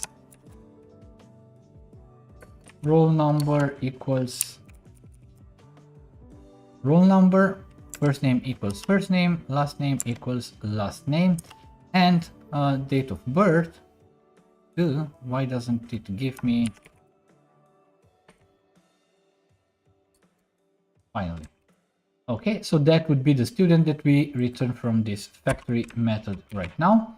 Okay, and I think that for now, I think it's basically everything that we need for the student. So I think that the next step that we need to do is we need to think about the database and how do we persist students in the database. So we need to add Entity Framework Core to this project. By the way, I'll keep everything in one project, so I will not create separate projects for different layers. Let's say, like we do sometimes or usually, because since this service should be pretty small, we can kind of like keep everything together. But if you want to think in terms of, I don't know, maybe some project structures that you have seen at work, you can imagine that this domain folder is actually a project, a dedicated class library. But instead of having a dedicated class library here, basically I just have this folder. And a very common misconception is, for instance, that you can't have, for instance, clean architecture if you don't have, I don't know how many solutions or projects in a Visual Studio solution. That's actually not true. Clean architecture is not about how many projects do you have. Clean architecture is about the flow of dependencies and how things depend one on the other. So you can still have fully functional clean architecture using just one single project, but you just need to make sure exactly, or to be very careful about what depends on what and how those dependencies actually work. Now, when we have different projects, it's easier for us maybe to understand exactly how the dependencies work and what depends on what, because if we try to add circular dependencies, we get basically build errors, so we can't do that. And it's easier to understand then how those dependencies flow. But once again, from an architectural perspective, it's not required that you have several projects. You can still have fully functional clean architecture in just one project if you take care about how your dependencies actually go in that specific project. Cool. So that's about dependencies. Okay, cool. Then Zachary, by the way, would you consider using .NET 8 and C# 12 feature for this? Actually, I'm using .NET 8, but I assume you are alluding more or less on the primary constructors, I think. Although here primary constructors are not suitable for what we had so far, because we had logic in these constructors. But obviously I'm using .NET 8, but regarding C# 12 features, well, probably I'll use some of them, but I'm not really, let's say, the new features, they didn't really 100% enter my blood yet. So probably at some points I'll just use kind of like old stuff, but if you just write me in the chat, hey, you in C# 12 you could do this, I don't know, using a different way, then just feel free to let me know and we'll kind of like see and use that. So definitely. Okay, here Manuel has here, some students may also have additional names other than first name and last name too. How about that? Yeah, to be honest, I wouldn't go as deep into this. Usually if we want to make this correctly, we should have a dedicated class for name, and then in that name you would have kind of like all type of combinations, like middle names, like creating initials and all this type of stuff. But as I said, I tried on the other hand to kind of like build this also like a proof of concept and keep this as simple as possible. But I totally agree to that.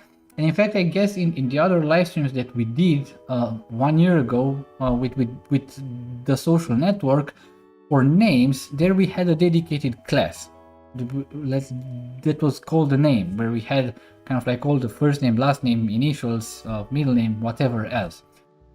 Maybe even nickname you can include there. So there's definitely some logic that belongs to a name. So probably I would kind of like model this in a dedicated class. But for this one, I just wanted to keep it simple, let's say. But for genders, yes.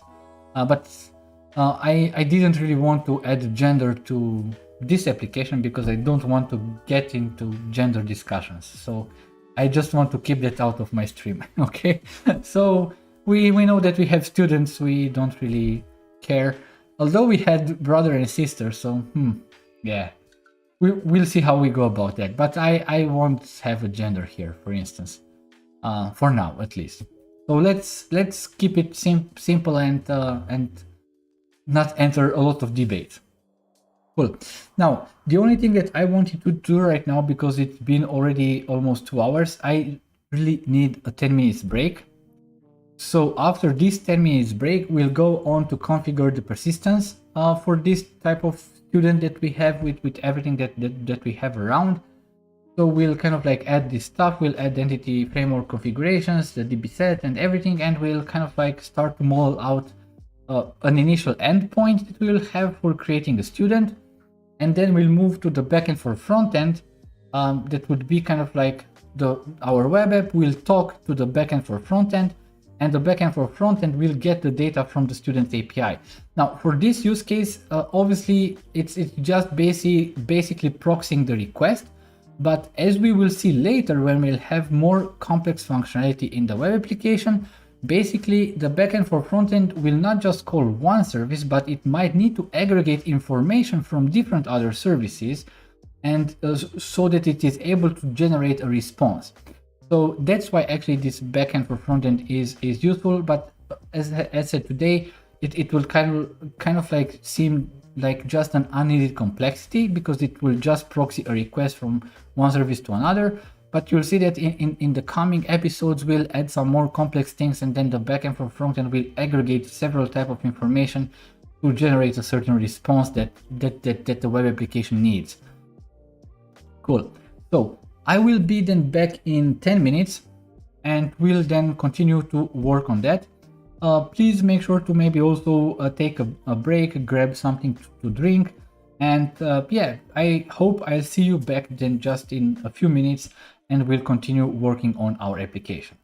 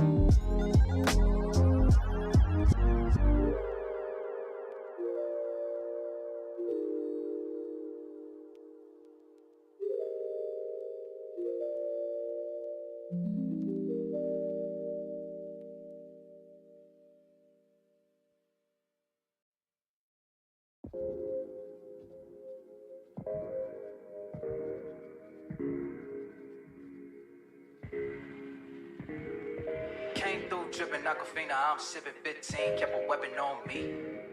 Flow make digits, I'm my business, stack chicken like what it's gon' be. Ay, crew in the cut, hey, you want us rep run when I tell a big piece. Love is love. Love is love. Adios. Bendo with the switch again. Put him living like he happening. But with they just give him estimates. Somersaults for my Benjamins. I got what you need, baby. Skirt and Chevy make a scene, baby. LA BB been the team, baby. Bim Papa work the team, baby. Love. So I'm finished, got a hand full of let's do the hand, got a bag, got a hands in the business. For my hand is a ticket, talking monster for the business. That's a comma and a comma and a comma. Gotta get it up and plan with the menace. Let me finish it again. And they come and let me get it. Let me finish it again. I don't find no where they get it. No, this isn't what you made. But I am a relative, and I'm breaking the plane. And I'm Breaking a blink on the brink of some dumb shit. Watch how I move, cause I know the brink's coming. Watch for the blues, cause I know that they dumping.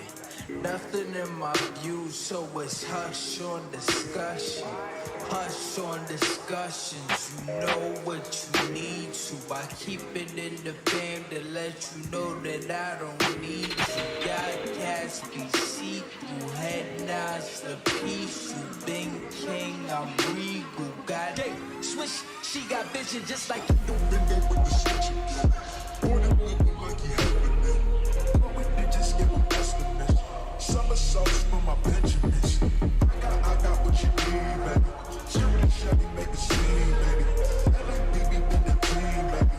Then they pop up on the team, baby. Look, to a finish, had a head full of business through the head. Got a bag, got a hands in the business. For my hand, it's a ticket, talking about for the business. That's a comma and a comma and a comma. Gotta get it, I've been playing with the minutes that they been should've gave. And I'm flipping every digit that they been should've paid. Had to find a way to get it, no, this isn't what you made. If I ever want a dip, then I'm praying for the blade. And I'm breaking a blink on the brink of some dumb shit.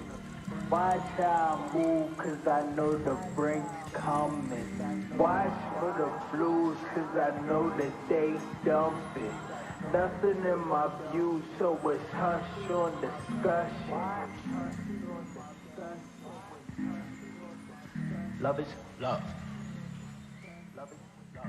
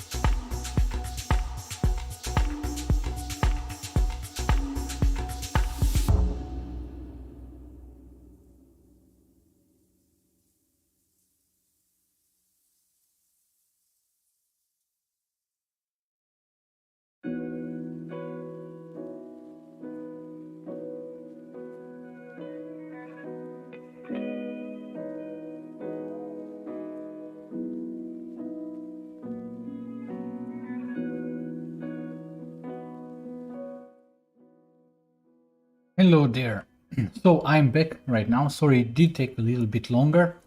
And I guess at least for Zachary, I want for the record that I also drink water.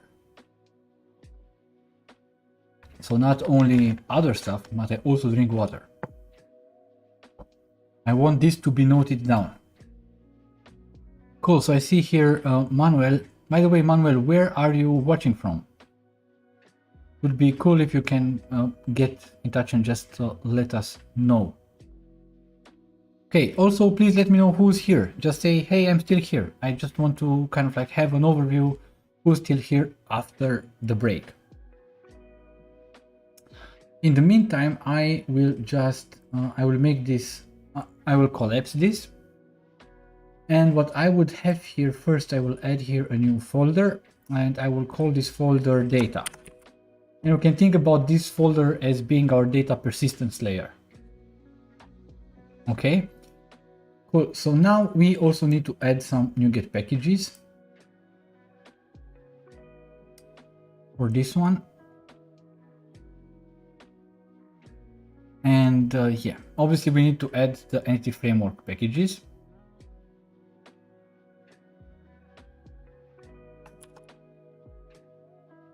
It would be Microsoft Entity Framework Core. Then we need this package. So the default one, let's click on I accept. Then we will need to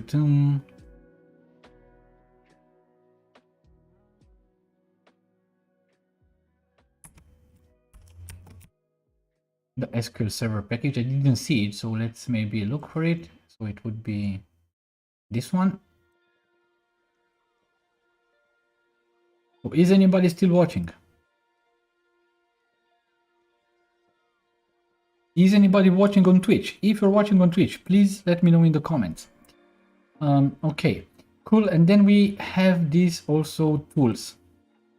We'll also need that one.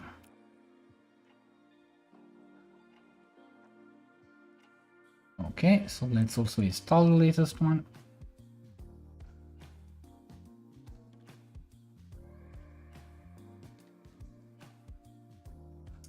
Okay, then the next thing that we need to do is I will go to SQL Server Object Explorer and create a database. Each service will have its own database. And for some services, we might even, for instance, use some non-SQL databases like MongoDB or something like that. But for now, I will just stick to SQL. So let me go to the databases. Here we have Smart School. And here we need to add a new database. Add new database. We are still here. I assume you are from Chile, I guess. Thank you very much for joining. So I will call this Smart School dot students. That would be our database. Let me just also copy this over because we will need this. I guess SQL Server Object Explorer is not needed anymore. So I'll just close this. But what I will need instead is a notepad. I will just paste in the notepad what I have copied earlier, because we need to kind of like build out our connection string from that. And for the connection string, we can actually go to this one. So Smart School app. And in the app settings.json, we have here, actually, I will just copy everything over. Let me go to the notepad. So that you maybe also see what I do here is I'll just have this one here and I will just take this and I will replace this one. So this part of the connection string, and now everything should be okay. So now we can just take this entire JSON object. We don't need web anymore. So let's go to the app settings.json and add here this connection string, which should be the correct one. So now we have a connection string. Well, now in this data folder, the first thing that we need to do is create a DB context. Add to the tongue. But okay, let's add the folder for migrations. Let's rename it. because I have also used capital I. And I don't want that. So in the data folder, let's add a new class. Where is it? Class here. And here, let's call this appdb context. And here, I guess we can use primary constructors, and it would be so db context options, and it inherits. Here we'll probably need some using.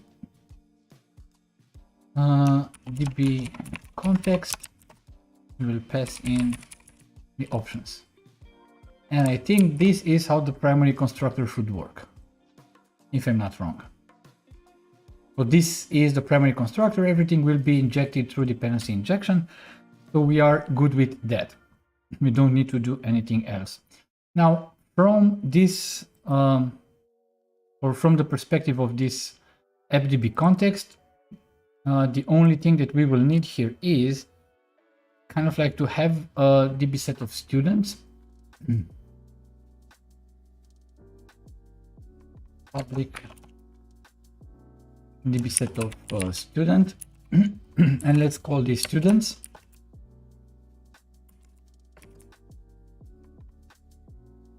Probably will need to also add here a using, and I'm not sure yet if we will need this or not, but let's also add a db set for parents, because we might want to retrieve the parents or relatives, or how did we call this? I guess, yeah, relatives.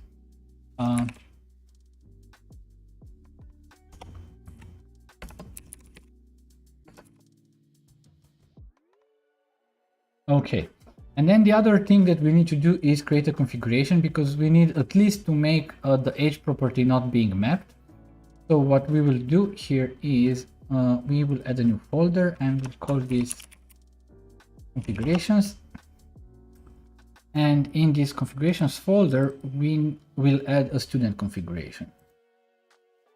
Add to class student configuration.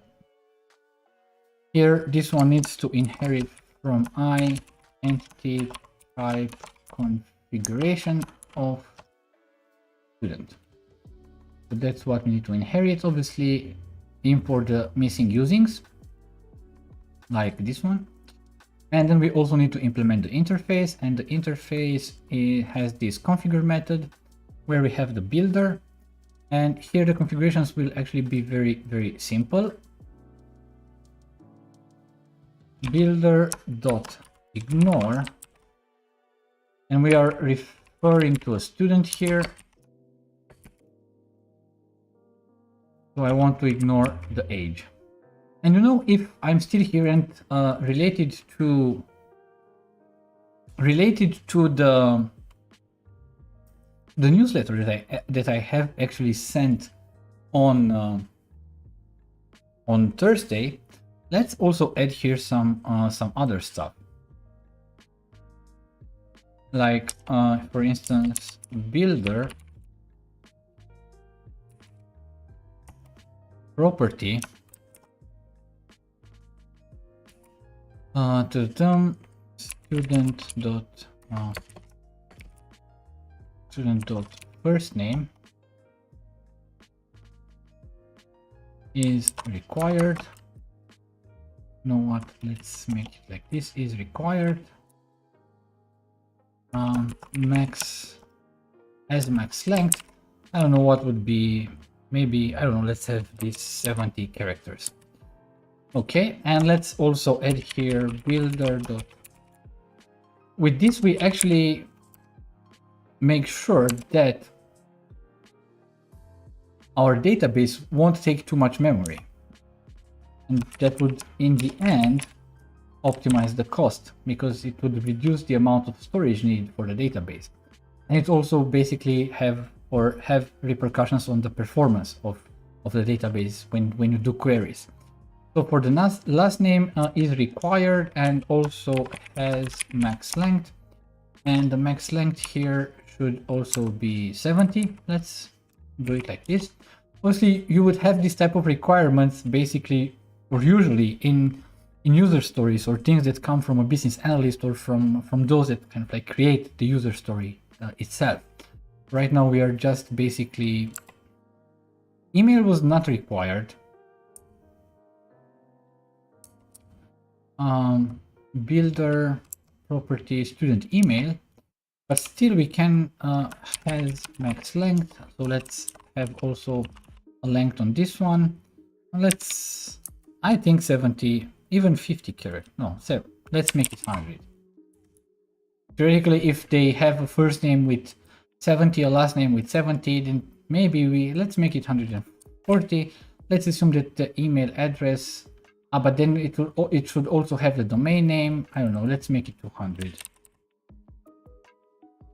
Whatever, I don't think it's really important right now, but at least right now we have some configurations. What other types of strings do we have here in our student?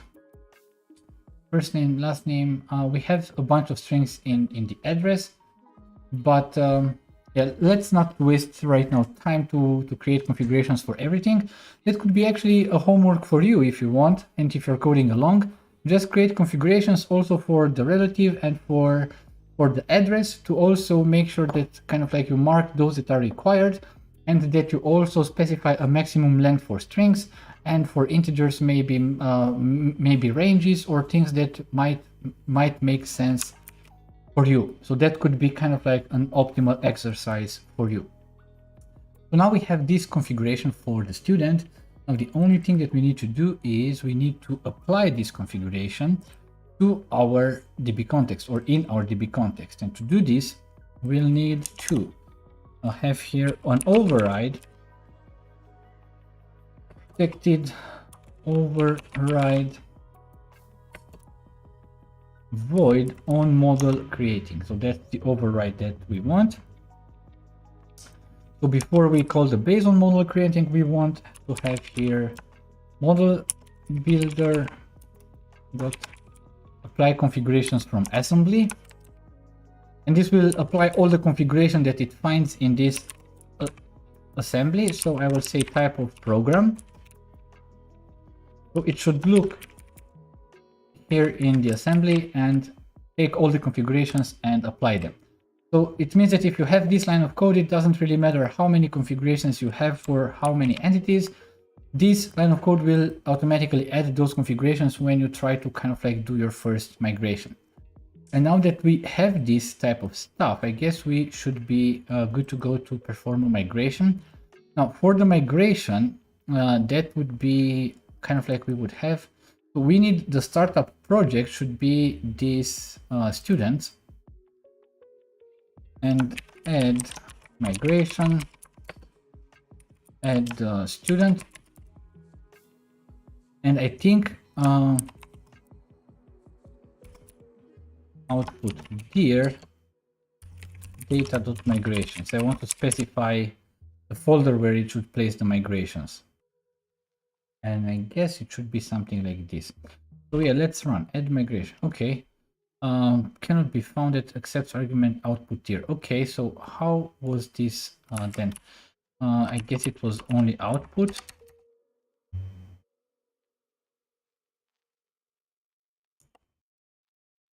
No.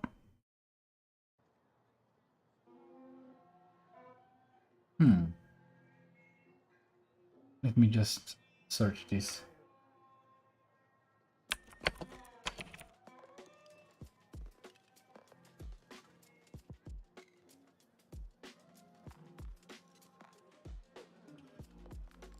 I forgot the parameters.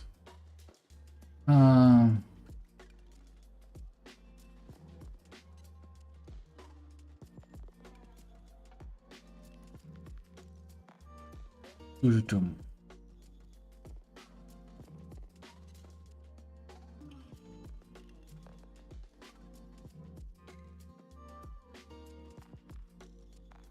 Let me see.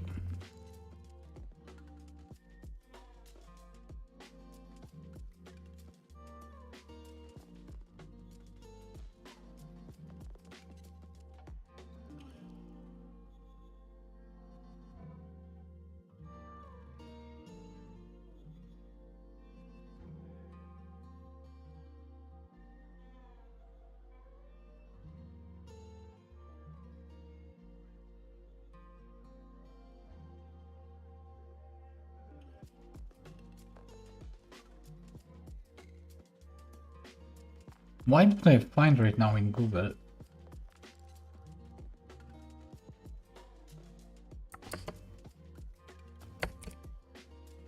Directly the docs for the add migration. Package reference, I guess I found it right now.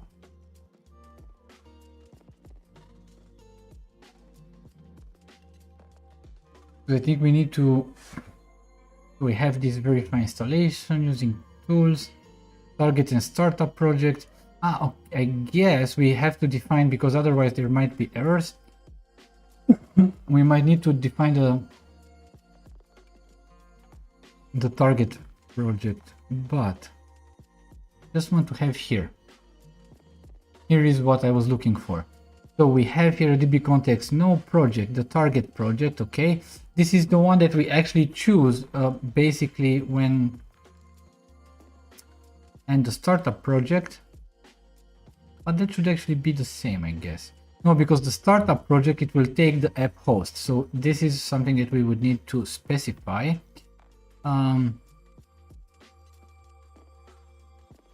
So okay, we need to specify the startup project, but so yeah, this is the common parameter, and for the add migration, output dir. It was in only one word. Okay, cool. Okay, and then the common is the startup project. Okay, cool. So let's do it like this. So add migration. I think it was like this, and then we need to specify startup project, and that should be, I think, services dot, it's exactly the same as the one that is the default project, which is smart pool dot students something. Still not okay. Output dir. What do I do wrong? Why can I simply just remember this?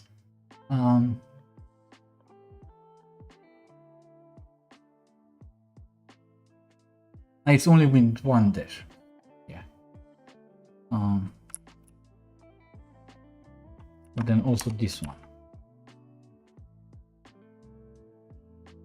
Why do I always forget this? That's strange.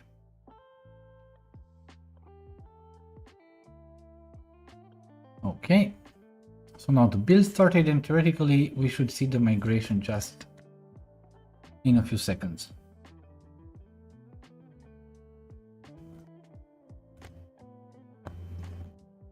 Okay.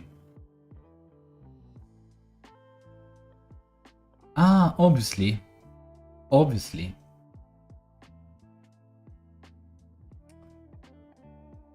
We need to add the DB context to the services.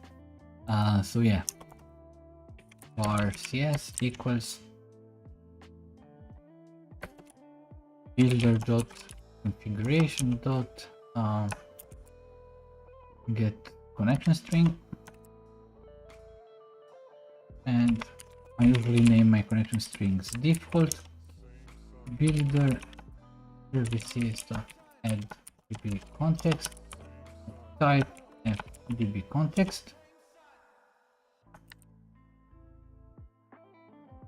options dot use SQL server, and then we just need to provide a connection string, and this should add it.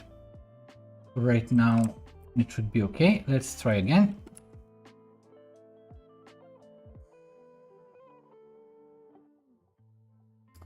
Build succeeded. Cool. So now we have the migration. So at least we know this. It was created correctly in the migrations folder, so that's okay. And now let's say here, this create table relatives. It has an ID, is guardian, first name, last name, relationship status, relationship to student, and then constraints, primary key. That's the only constraint here. Then students. Okay, and here in students we have roll number, first name, okay, phone number, okay, and then it also creates address table, so it's a separate table, but this table should have a constraint, foreign key constraint for foreign key, student ID, for the column students, the ID, and the referential action should be cascade, which I think should be okay. Then the relative student, that's exactly the one, or that's the many-to-many relationship that we have based on the I collection.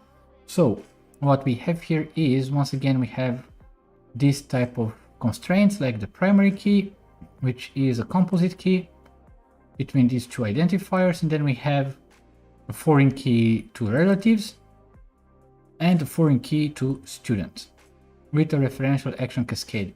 So unless we kind of like do these deletes also through other paths, through other paths, only through students maybe, we won't have this exception with the referential actions and cascades and cycles of delete cascade or something like that. By the way, I have somewhere a video on that topic on the channel, so you can check that out to understand better what that error actually means. It's a fairly common one. I'm sure that every one of you did get it, but I think we shouldn't get it if we are careful with this.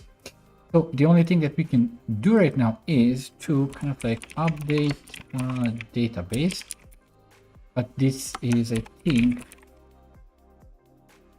like this, and here we need to also specify startup project to be services backslash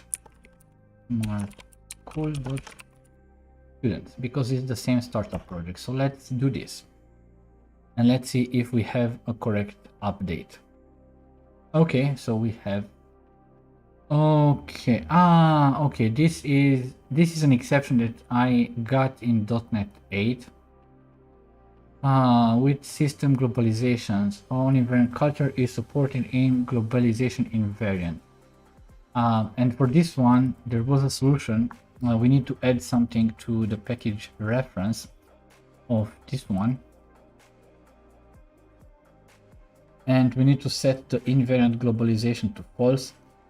This, please consider this as a workaround. So I'm not saying that this is best to do it like this, but that's the solution that I have found quickly to kind of like, we already have this, we just need to set it to false. We just need to set it to false in the CS_proj file.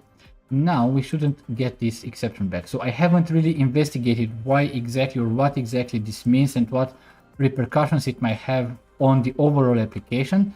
So just take it as a workaround right now, and I will just update the database again, and hopefully this time it will work.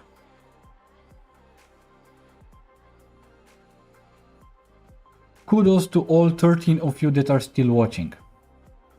I really appreciate your patience of watching this boring live stream.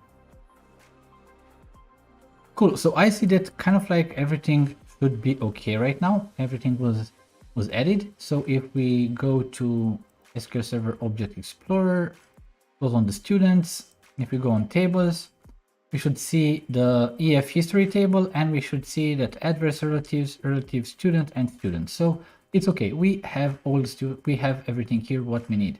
So we are kind of like okay from this database perspective. So now the only thing that, or the next thing that we need to do is take care and implement the necessary endpoints. Or right now, I guess we should have an endpoint for creating a student, and to also to maybe get a list of students. So let me just close some of the files that we have here. I guess I have a lot of them. Probably there is a shortcut somewhere to close all these files at once. But to be honest, I usually don't do that, but only during live stream. I think maybe it's a little bit better for the performance. So the next thing that we need to do, or we want to do, is implement the endpoints. However, for the endpoints, I will organize this project a little bit differently.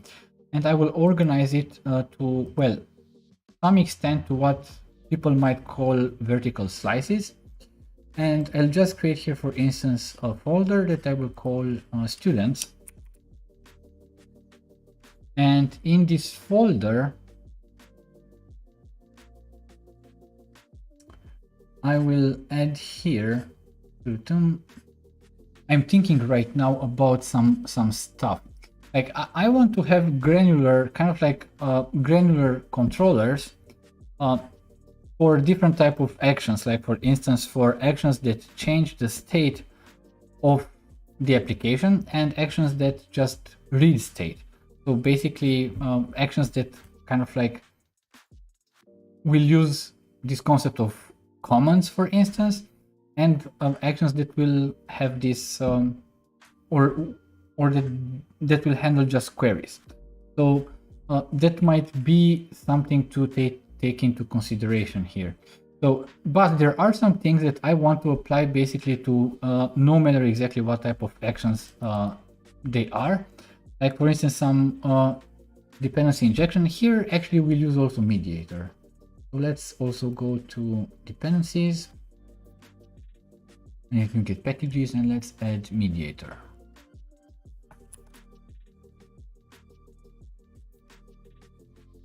Okay. Let's use this.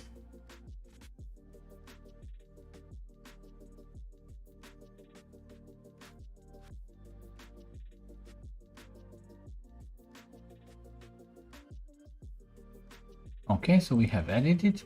Now let me go back to the program, and here let me also add Mediator, builder.services and Mediator, and here starting Mediator 12, basically everything is done based on a configuration object where we have to pass in basically a delegate, an action that would kind of like configure what we want, and here we will want to register services from assembly once again, and it will but like this type of, we get the program class and we get the assembly in which this program class resides,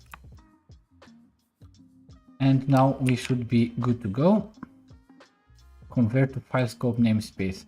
I guess this is in the, yeah, let's do this, because I see that it kind of like adds by default the regular namespace, but yeah, let's convert to file scope namespaces, and also the migration, and yeah, that should be fine.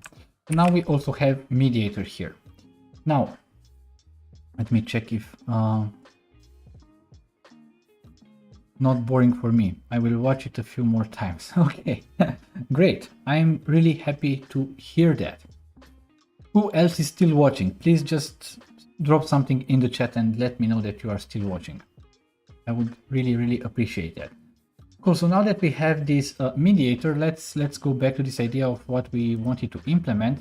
So in the students, what I will do actually is I will create here a base controller only for these students, or for the scope of this idea of working with students.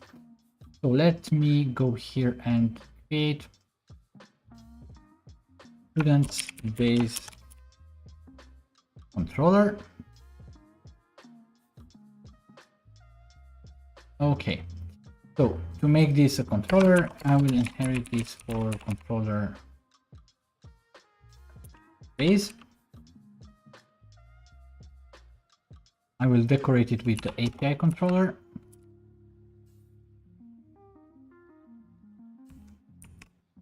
And I will also specify, let's say we can consider this as a base route. And I don't want to have this, or I will just specify the route because I don't want to have it with capital letters. So students. Obviously, I know there is a package and there is some configuration that you can add that it automatically won't use capital letters in the endpoints. But once again, this is the easier way to go right now. And the way that I want this constructor, or the reason why I would like this base controller to here, is that I want to have, or to expose the Mediator to all other controllers that will inherit this one. So that I don't have to inject it in all other controllers. So protected Mediator, let's call it Mediator.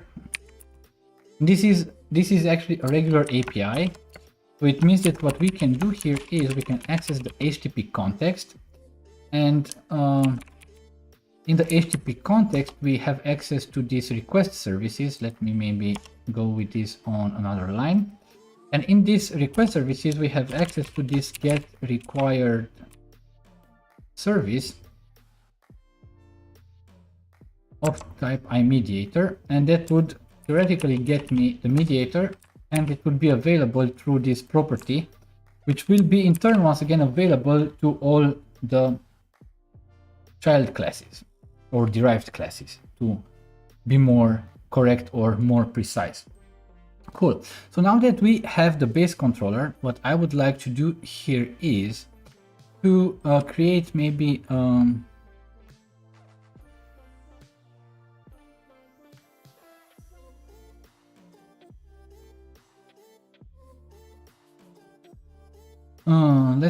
let me just create a student first.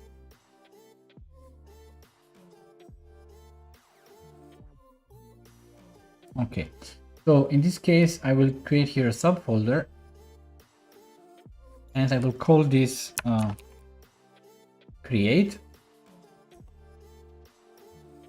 and in this create I will have here first of all one class which will be the create student controller,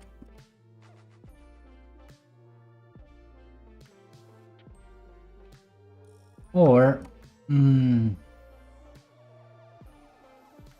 yeah, let's call it like this, create student. Now this controller will just inherit our student base controller, and it will basically have access to everything that that we already have defined there. Now the next thing that we need to do here is Nova Logic just joined. Greetings from Serbia. Hello, and thank you very much for joining. Serbia is just my neighboring country, less than 100 kilometers away from me. Serbians are like my brothers. Thank you very much for being here. Cool. Now some water. Okay, now in this controller there's actually not much that we need to do. We need to create a method here, or an action, public async task of action result, and this would be, okay, why don't you see it? Do we need to using? Of course. And let's just call it, I don't know, create student. Okay, now this method, for now we will return 200 okay from this method, but once we also implement the get by id endpoints or similar, we will come back here and make it return a created. But for now, even though for the fact that it goes through a backend for front end, still created is a good way to return, so we'll do that. Now the only thing is that we want to have an HTTP post, and remember the URL for this, we have the student base controller that is /student, so if we make a post to /students, then it will be this action that gets triggered. Now one other thing that we can do here for Swagger to make it more readable, produces response type, and in this produces response type, here we can provide okay, first of all a status code, but we can provide some more information about what do we actually want to return here. Now when we retrieve students, once again we want to retrieve different information about the student depending on what part of the application do we exactly see. We don't really need to get all the information at once, maybe just in one or two different scenarios, but for all other scenarios we want to have information as granularly as possible. Now I'm very bad with naming classes, and I really assure you that this is the primary reason why this might kind of like be a certain problem. But what I would like to do here is we need to provide or to create here or to define some base models that this API will kind of like get from bodies and will return. Now the thing is that some of these things are very specific to the action that will generate a certain response, but some other things will be more specific or will be returned also by other actions, so not only by one certain action. Like for instance, and I want to show you what I mean by that, in this students, so right where we have the students base controller, I would like to create here a new class, and let's call it student basic info. So basically that would contain only the basic information about the student. So this would be a record, and since it is a record, I guess we can define it also like this. So here we will need, so this will contain students dot int student ID. So remember, this is what our service will return once we create a student, so that the consumers, the clients know, hey, a student was created and these are the details.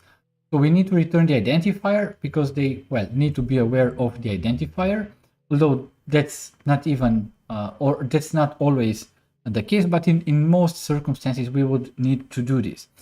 Then we need to return some basic information about the student. So first of all, we need to return the roll number. But since this is a record and it will automatically generate the properties, let's make it like this.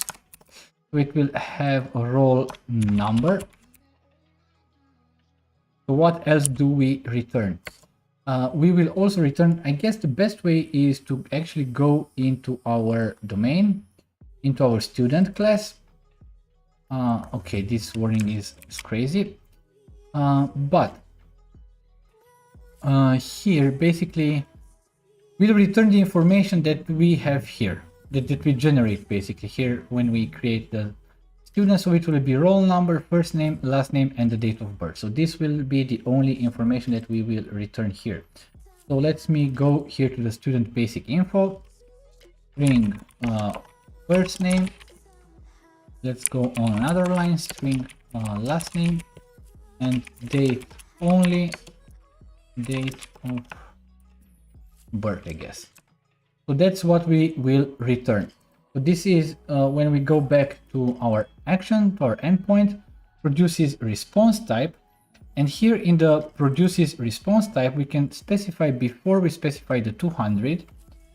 So before we actually do this, we can simply come here and specify the type of, but I guess this is not student basic info, and the type of is before the parentheses, something like this. And this will kind of like generate a better Swagger documentation that will also include the return types and the schemas, which is something that I kind of like.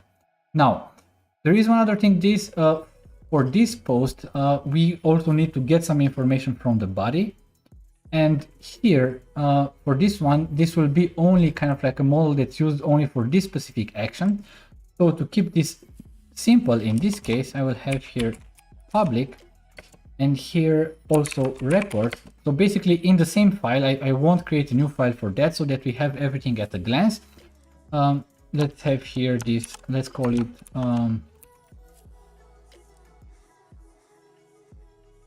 new student. And here what we need would be, we don't need the identifier, the integer, but we need the roll number. The consumers will need to provide us these numbers. We don't need, this service doesn't know what the roll number is, that it's basically that it will come from our, let's say, identity part. That's kind of like, let's say, more or less a workaround. Then we have here a string first name. Let's maybe also capitalize this one. String last name. And we have then also the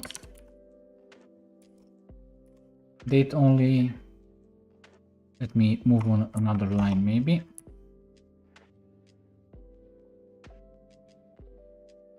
Date of birth. So it would be something like this. So this is what we'll get from the body. I know ASP.NET Core should figure this out even without this, but let's have it here, new student. And yeah, let's call it new student. Okay, so that is what we get from the body. I hate that I have these errors. So for right now, let's just return okay.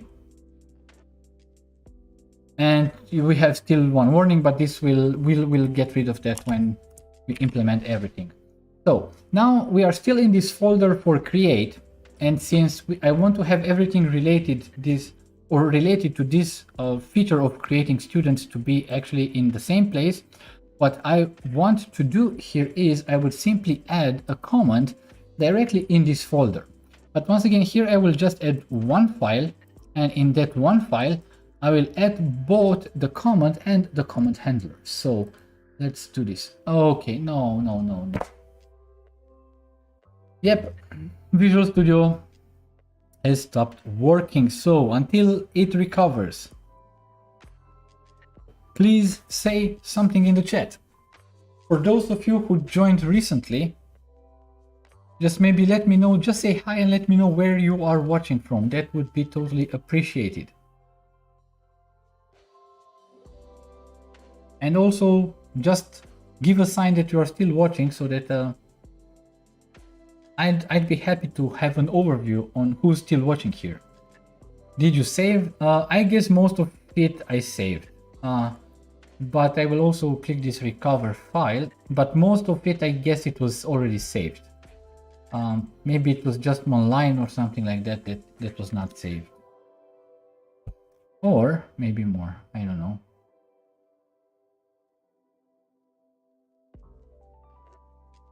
Yeah, I guess we pretty much have a lot of things.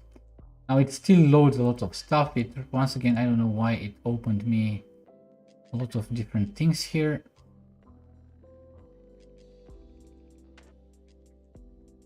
Here is the DB set, relatives. So I changed the setting in Visual Studio. I don't know exactly where, or I know where, but I forgot about it with the line endings, and I have to switch that back because it's crazy. Every time it's some code generated automatically by IntelliSense, it kind of like when I go here the next time I'll get this one. So yeah, it's one of the most annoying things in programming, this line ending. So also in real projects, that's why it's important to have editor config files where you specify exactly how the line endings should be, and even some gates, and that you shouldn't be able to actually perform or complete a pull request if the line endings are not according to what it should be expected. So that's how you would do it on real projects. And by the way, on this topic I have a video on it. It's fairly recent on how to make sure, or how or what are some tools that we can use to make sure that we write quality code, especially when we work in a team or in larger teams. So yeah, let me go here. Where was I? So in the create student, we have this create student controller, and yeah, I guess we have everything here. So we should have everything. So I'm pretty much okay with that. No problems with the save. So the only thing that I wanted, let me just also drill down this data so that you can see it also better in the Solution Explorer. So what I have here is I will just create a new class, and I'll name this class Manuel. Where are you watching from?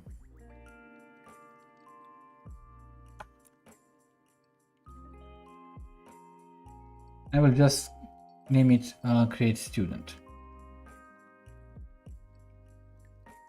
And in this create student, basically I'll have two different things. First of all, I'll have a record. I'll use it as a record, and that would actually I request. And here I won't use result objects. I will just return well, what needs to be returned. So no problem with that. I said I want to keep things simple. In all my projects, usually I use result objects because I think it's a better way to kind of like have a meaningful application. But yeah, so we have this I request, and here we need to add this using Mediator, and this would be an I request. This will get a new student.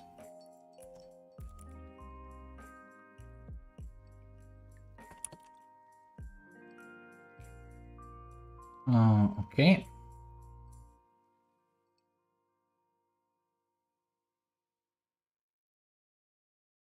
and it will return this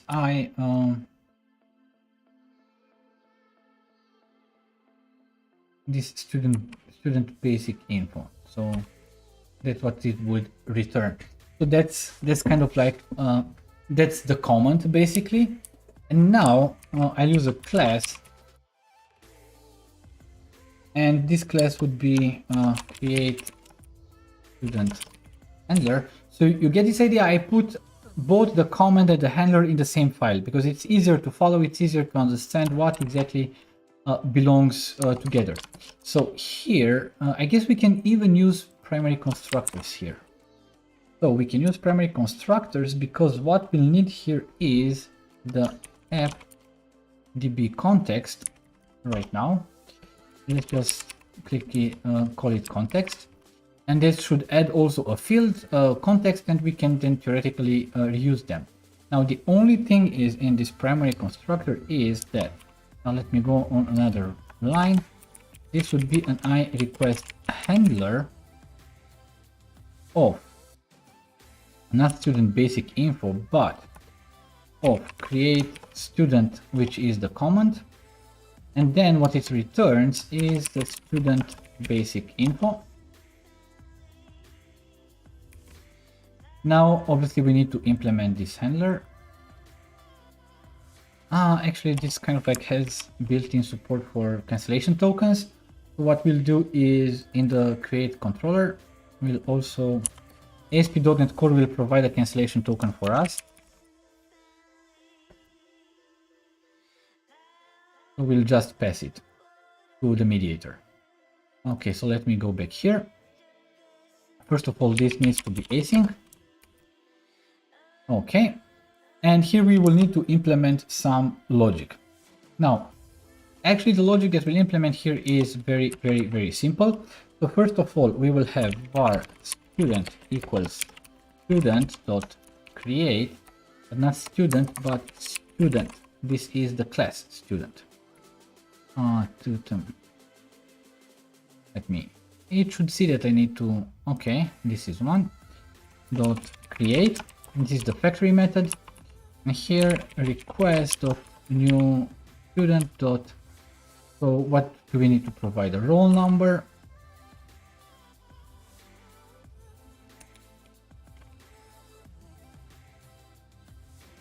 first name, on another line, request dot new student dot last name, and request dot new student dot date of birth. So now we have a student. So now that we have the student, and you see the idea, the whole point is that if I want to unit test this, I can just unit test the factory method, make sure that it works fine, and theoretically I don't need to unit test the handler anymore. Because the logic basically, or the validation, I test it here. So I don't need to use mocks, I don't need to complicate myself. Now, very simple stuff that we will be doing here is context dot students dot add the student.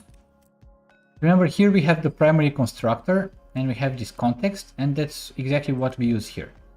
And then we just need to await context save changes async, and here we can also provide a cancellation token for it, and kind of like we do it. Now the only thing is that what we return from here, it needs to be this student basic info. So it means that we kind of like even need to kind of like do mapping, but I will not use automapper. I don't like to use automapper. So what I will do instead is in this student basic info that we have created earlier, actually, okay, I will add also a body to this one, because I will have here a public static student basic info.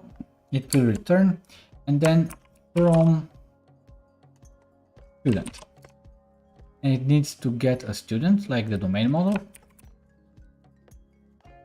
No, just the student. Now the important thing is that I think it's a very bad idea. So I might be wrong, but I firmly believe this. When you write these custom mappings, you never write them on the domain. The domain should not know about how I map myself to some stuff that some clients need. The domain should only contain the business logic for itself, so nothing else. And that's why this DTO, from my point of view, is the one that's responsible basically to, okay, how do I create myself like the student basic info from a student? Here, obviously, the answer will be very, very easy, and the implementation also will just need to kind of like return. Actually, I guess we can do it even like this. Return new. Why can't I just return? Return new student basic info, and in the student basic info,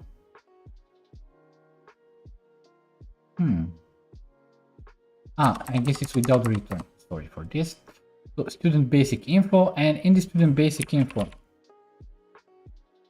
I'll get the ID from the student. Then I get the roll number from the student.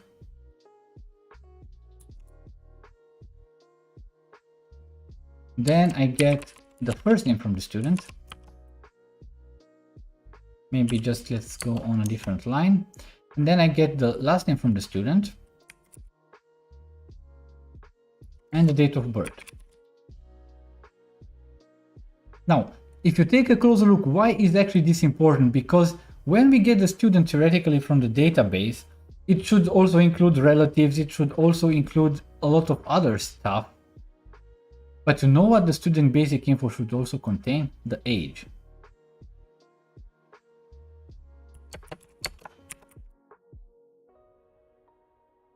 So we'll also get the age from the student.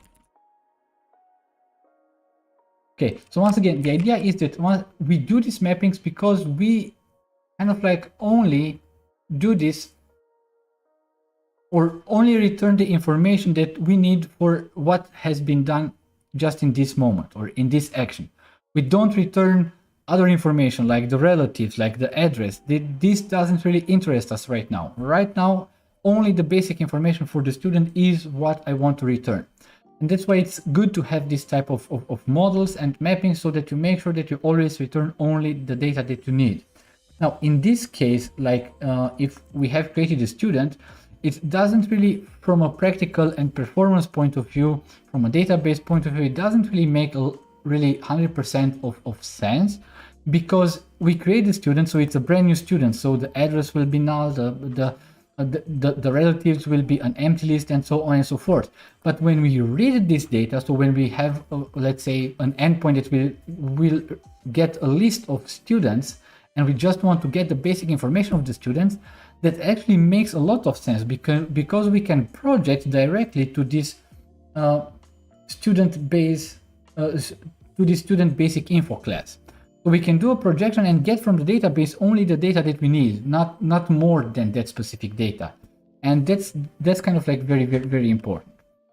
Cool. So now we have this save changes async, and the only thing that we would do right now is return, and we will just return the new we need to return the basic info. So we have student basic info from student, and we pass in the student, and it will return everything the way that it is supposed to return. Cool. Let's see. No need to return with lambda. Yeah, indeed. Kind of like I don't know. I don't even know why I use that return keyword, probably because I'm accustomed to use it a lot. Nova Logic, where are you from Serbia? Which city or which region?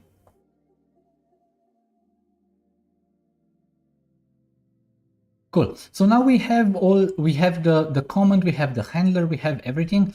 Obviously, you would want eventually to wrap this into a try catch, and if you get an exception, then you maybe just return a null. and then in the controller you will check against it and then return an error. Right now I don't want to concentrate on that. Maybe we'll implement it at a later point. But once again, if you check, there is a playlist with all the live streams that I did on the social network API, where I followed kind of like DDD more closely, and where I concentrate, or where all the efforts were actually in this direction, that I wanted to create this that application as close as possible to what I would write for a regular customer application. And there you have a lot of validations and filters, and really there is a lot of stuff.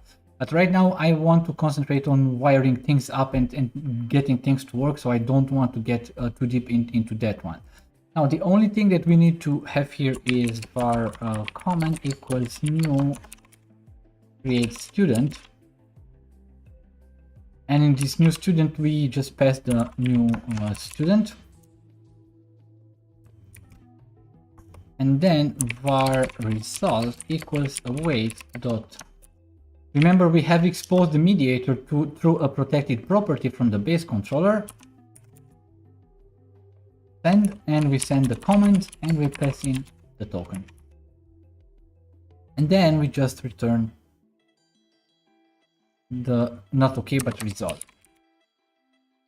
Because this would already be of basic info. You know, it's basic info, so it will be returned. So right now, theoretically, the API should be working. Now, what I will do, because I think it's almost 3 hours, so I think we'll not be able to kind of like go deeper with it. But what we can still do is we can still try to make sure that this information works, or that this endpoint actually works. And we don't have a get right now to get all the information, but we'll be able to check directly in the database if the student was added from Marrakesh. Now Marrakesh and Morocco is a country and a city that is on my wish list, so I definitely want to go there, and I've never been there. So yeah, hopefully I'll be able to get there sooner rather than later. It's definitely on my bucket list, Marrakesh.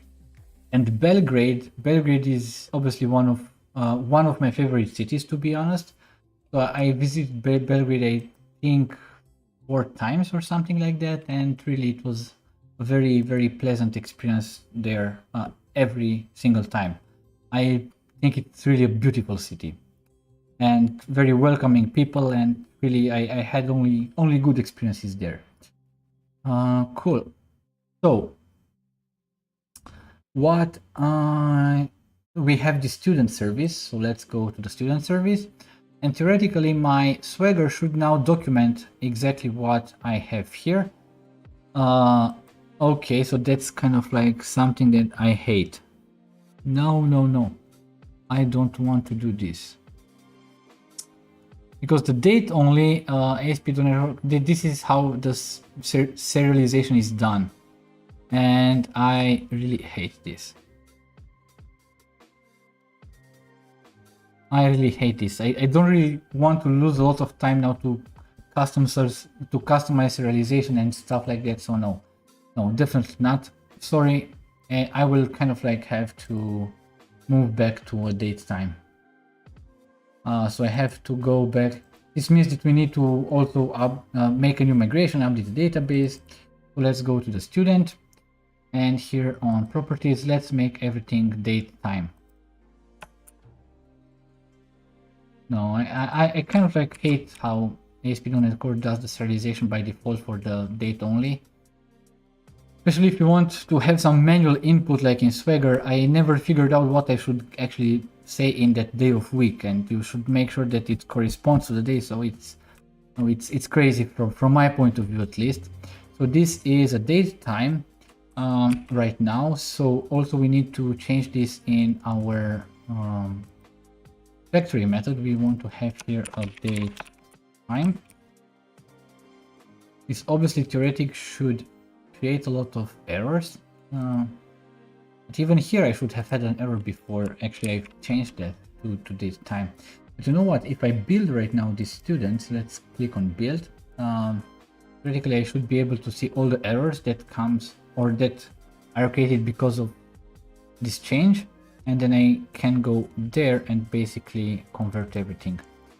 Okay, so here I have in this one create student, date of birth.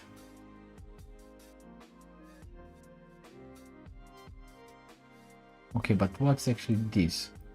It's the no, it's actually the handler. Okay, so yeah, because this new student, so I have to change this. Basically, new student. Where is it? On the create student controller. It would be date time, and I guess also in the student basic info. Okay, my Visual Studio once again, I think it will, hopefully not. Okay, so let's go. No, I guess it will.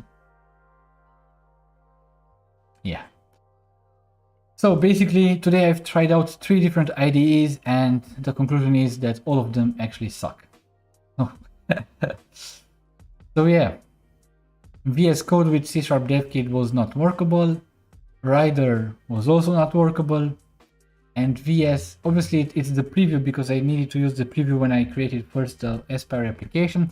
I think right now with the latest update on the regular Visual Studio, I think everything should be okay. But I didn't try it out. So yeah, let's see what we have here.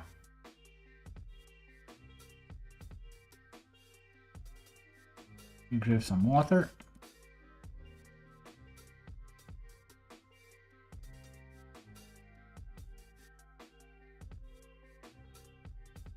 Building a custom.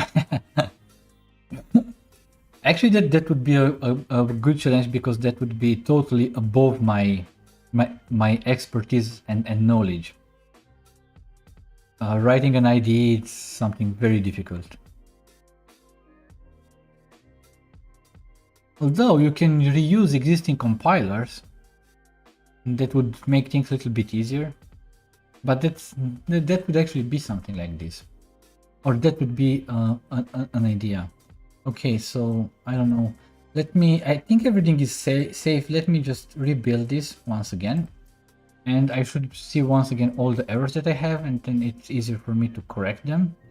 I'm not sure exactly why they are not appearing because I have turned on the settings that it should display the errors and warnings for all the projects in the solution, not only for the current file. So that's one other thing that I have to investigate. Now here we are in this student basic info and student date of birth. So what is the problem here? Let me check again. Okay. It's daytime. We have daytime here. Now we shouldn't have an error anymore. Let's try to rebuild again. But I think right now we should pretty much be able or good to go. Yep. So now we have kind of like a change in the data, which means that we need to update the database. So let me go. Okay, so we have to edit manually again. Add migration, change date only to date time. Okay, so first of all we need to specify the project here, which will be this one. Then we have to specify which startup project I want to use, because the default startup project for the solution would be the Aspire app host, and that would surely not help me. Startup project, and that should be services dot backslash marked dot students, and I think we should be okay.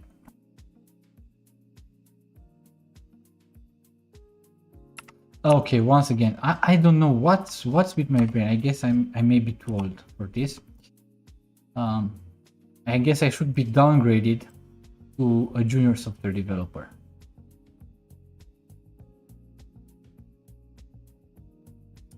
Okay. Now this error or this warning comes because kind of like I change something on an existing column. If I already have data here, then well, there's a problem with that, because that some of the data might be lost or truncated, and that's why kind of like, yeah, we need to be careful with this type of migrations, and that's why we usually, when we do migrations, we generate SQL scripts and then we kind of like tweak those manual scripts and run those scripts as part of the CI/CD process. Okay, now I have this migration and alter column, date of birth, students, table students, not nullable false, old CLR type, date only, old type data. Okay, but what would be the new one? Type datetime 2. Okay, so it's okay. Yep, 1 dash. Okay, so now I have this. Now I have, maybe I can just copy here this. Let's just copy it, copied, and now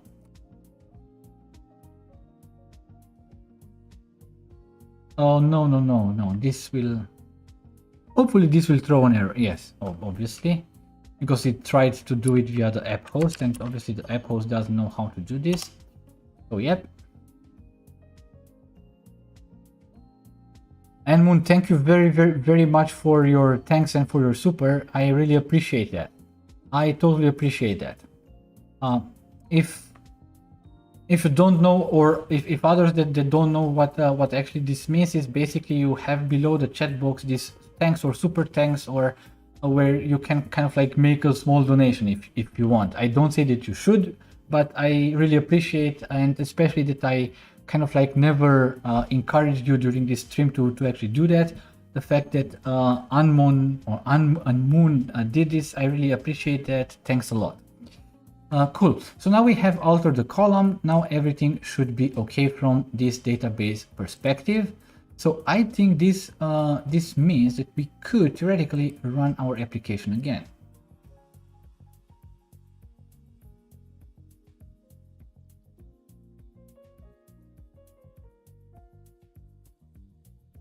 Okay.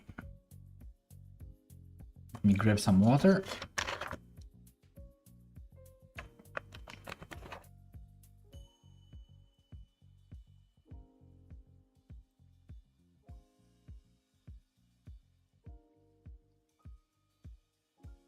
Zachary, did you notice, and for the record, that I also drink water? Cool, so we have these students. Let's go to it. Okay, probably it's still not loaded 100%, so it will close it and try again. Although it's actually running.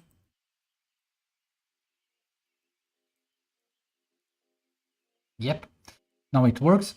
Okay, so if we try it out, you see that's the reason why, because daytime it had a whole object that I need to specify information, and that's really not okay. At least when I test this in Swagger, so I just wanted to revert it back. So not roll number. I have to specify a roll number, and it should be a string. Now this will be a GUID, but now for testing purposes, it's just something, a string. Let's have here this one. Let's have here. And let's just assume for this one that I'm way younger than I actually am, and that I am born in 2000 and let's say 7. Okay, we can leave the same day and hour, it's okay. So if we then execute, let's see. Let's hope for the best. Oh, okay, created. So we have a student ID. So we have all the information that we created, including the age that is calculated automatically. So that's totally nice. So I didn't get an error message. Now, okay, cool. So this was created. Now we can even check this in the database, but I'm sure that it was created successfully. So let me just close this. Let me just go to the SQL Server Object Explorer and projects to the databases, students, which should be this one, table, and the tables should be loaded, and students and view data. Okay, so you see that the student was created, so it's actually okay, it's there, everything is fine. Let me just delete it right now because I don't want to have it anymore. So yeah, basically that's it. So what I can promise you is that next time we'll implement the backend for frontend, and we will be able during the next stream 100% to see exactly how useful the tracing orchestration is in .NET Aspire, and how can we actually follow requests that come from our frontend, from the web application, and how those requests actually interact with a bunch of other different services.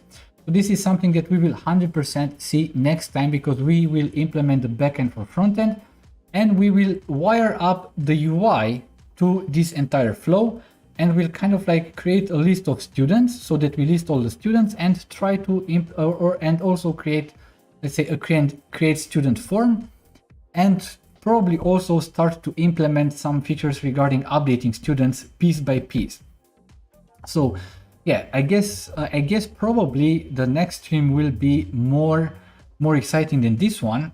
Here we lost a lot of time like struggling with IDEs, and I'm sorry for that, but lesson learned.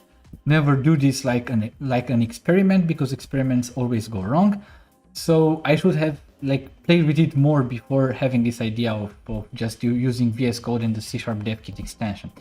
So yeah, lesson learned. Probably for the next time, either I will get my rider sorted, or will still use the Visual Studio. In the end, it's not that bad. Obviously, it kind of like shuts down at some points, but other than that, it kind of like at least worked. So next stream I plan to do on Sunday. I cannot promise 100% that it will be on Sunday, but there's an 80% chance that it will be on Sunday. I will, however, announce it both on the YouTube channel to the community, both on our Discord server for the Code Wrinkles members.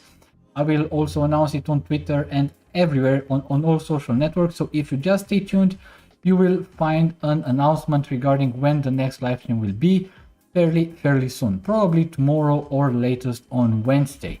But the plan is to have it on Sunday, because the experience was when I had it on Sunday, we had more viewers, and having more viewers is something that's also pleasing for me. And let's try to have it on a Sunday instead of a Monday. Now, the reason why this one was on Monday, or also the previous one, is because I was out of town or kind of like busy during the Sunday, and I couldn't do the live stream, and I didn't want to skip it, so I just moved it for Monday.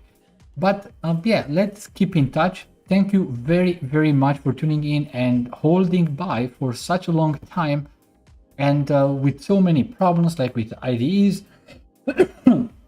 sorry, and other stuff that we had. I really appreciate your dedication and your resilience and your effort, especially that I know I'm not a really entertaining guy. Like, I know other creators are entertainers and they entertain people. I don't have this skill, so I just trying to kind of like be a mentor if possible, to try to do things, and if people can learn from it, then I'm happy with that. So once again, thank you very much for tuning in and watching for the entire duration, and I really wish you a very good evening or night if you are in Europe, or have a good day if you are in the Americas, and I don't know, also good night or good morning if you're watching from New Zealand or Australia or Japan or something like that. So yeah, bye and see you soon.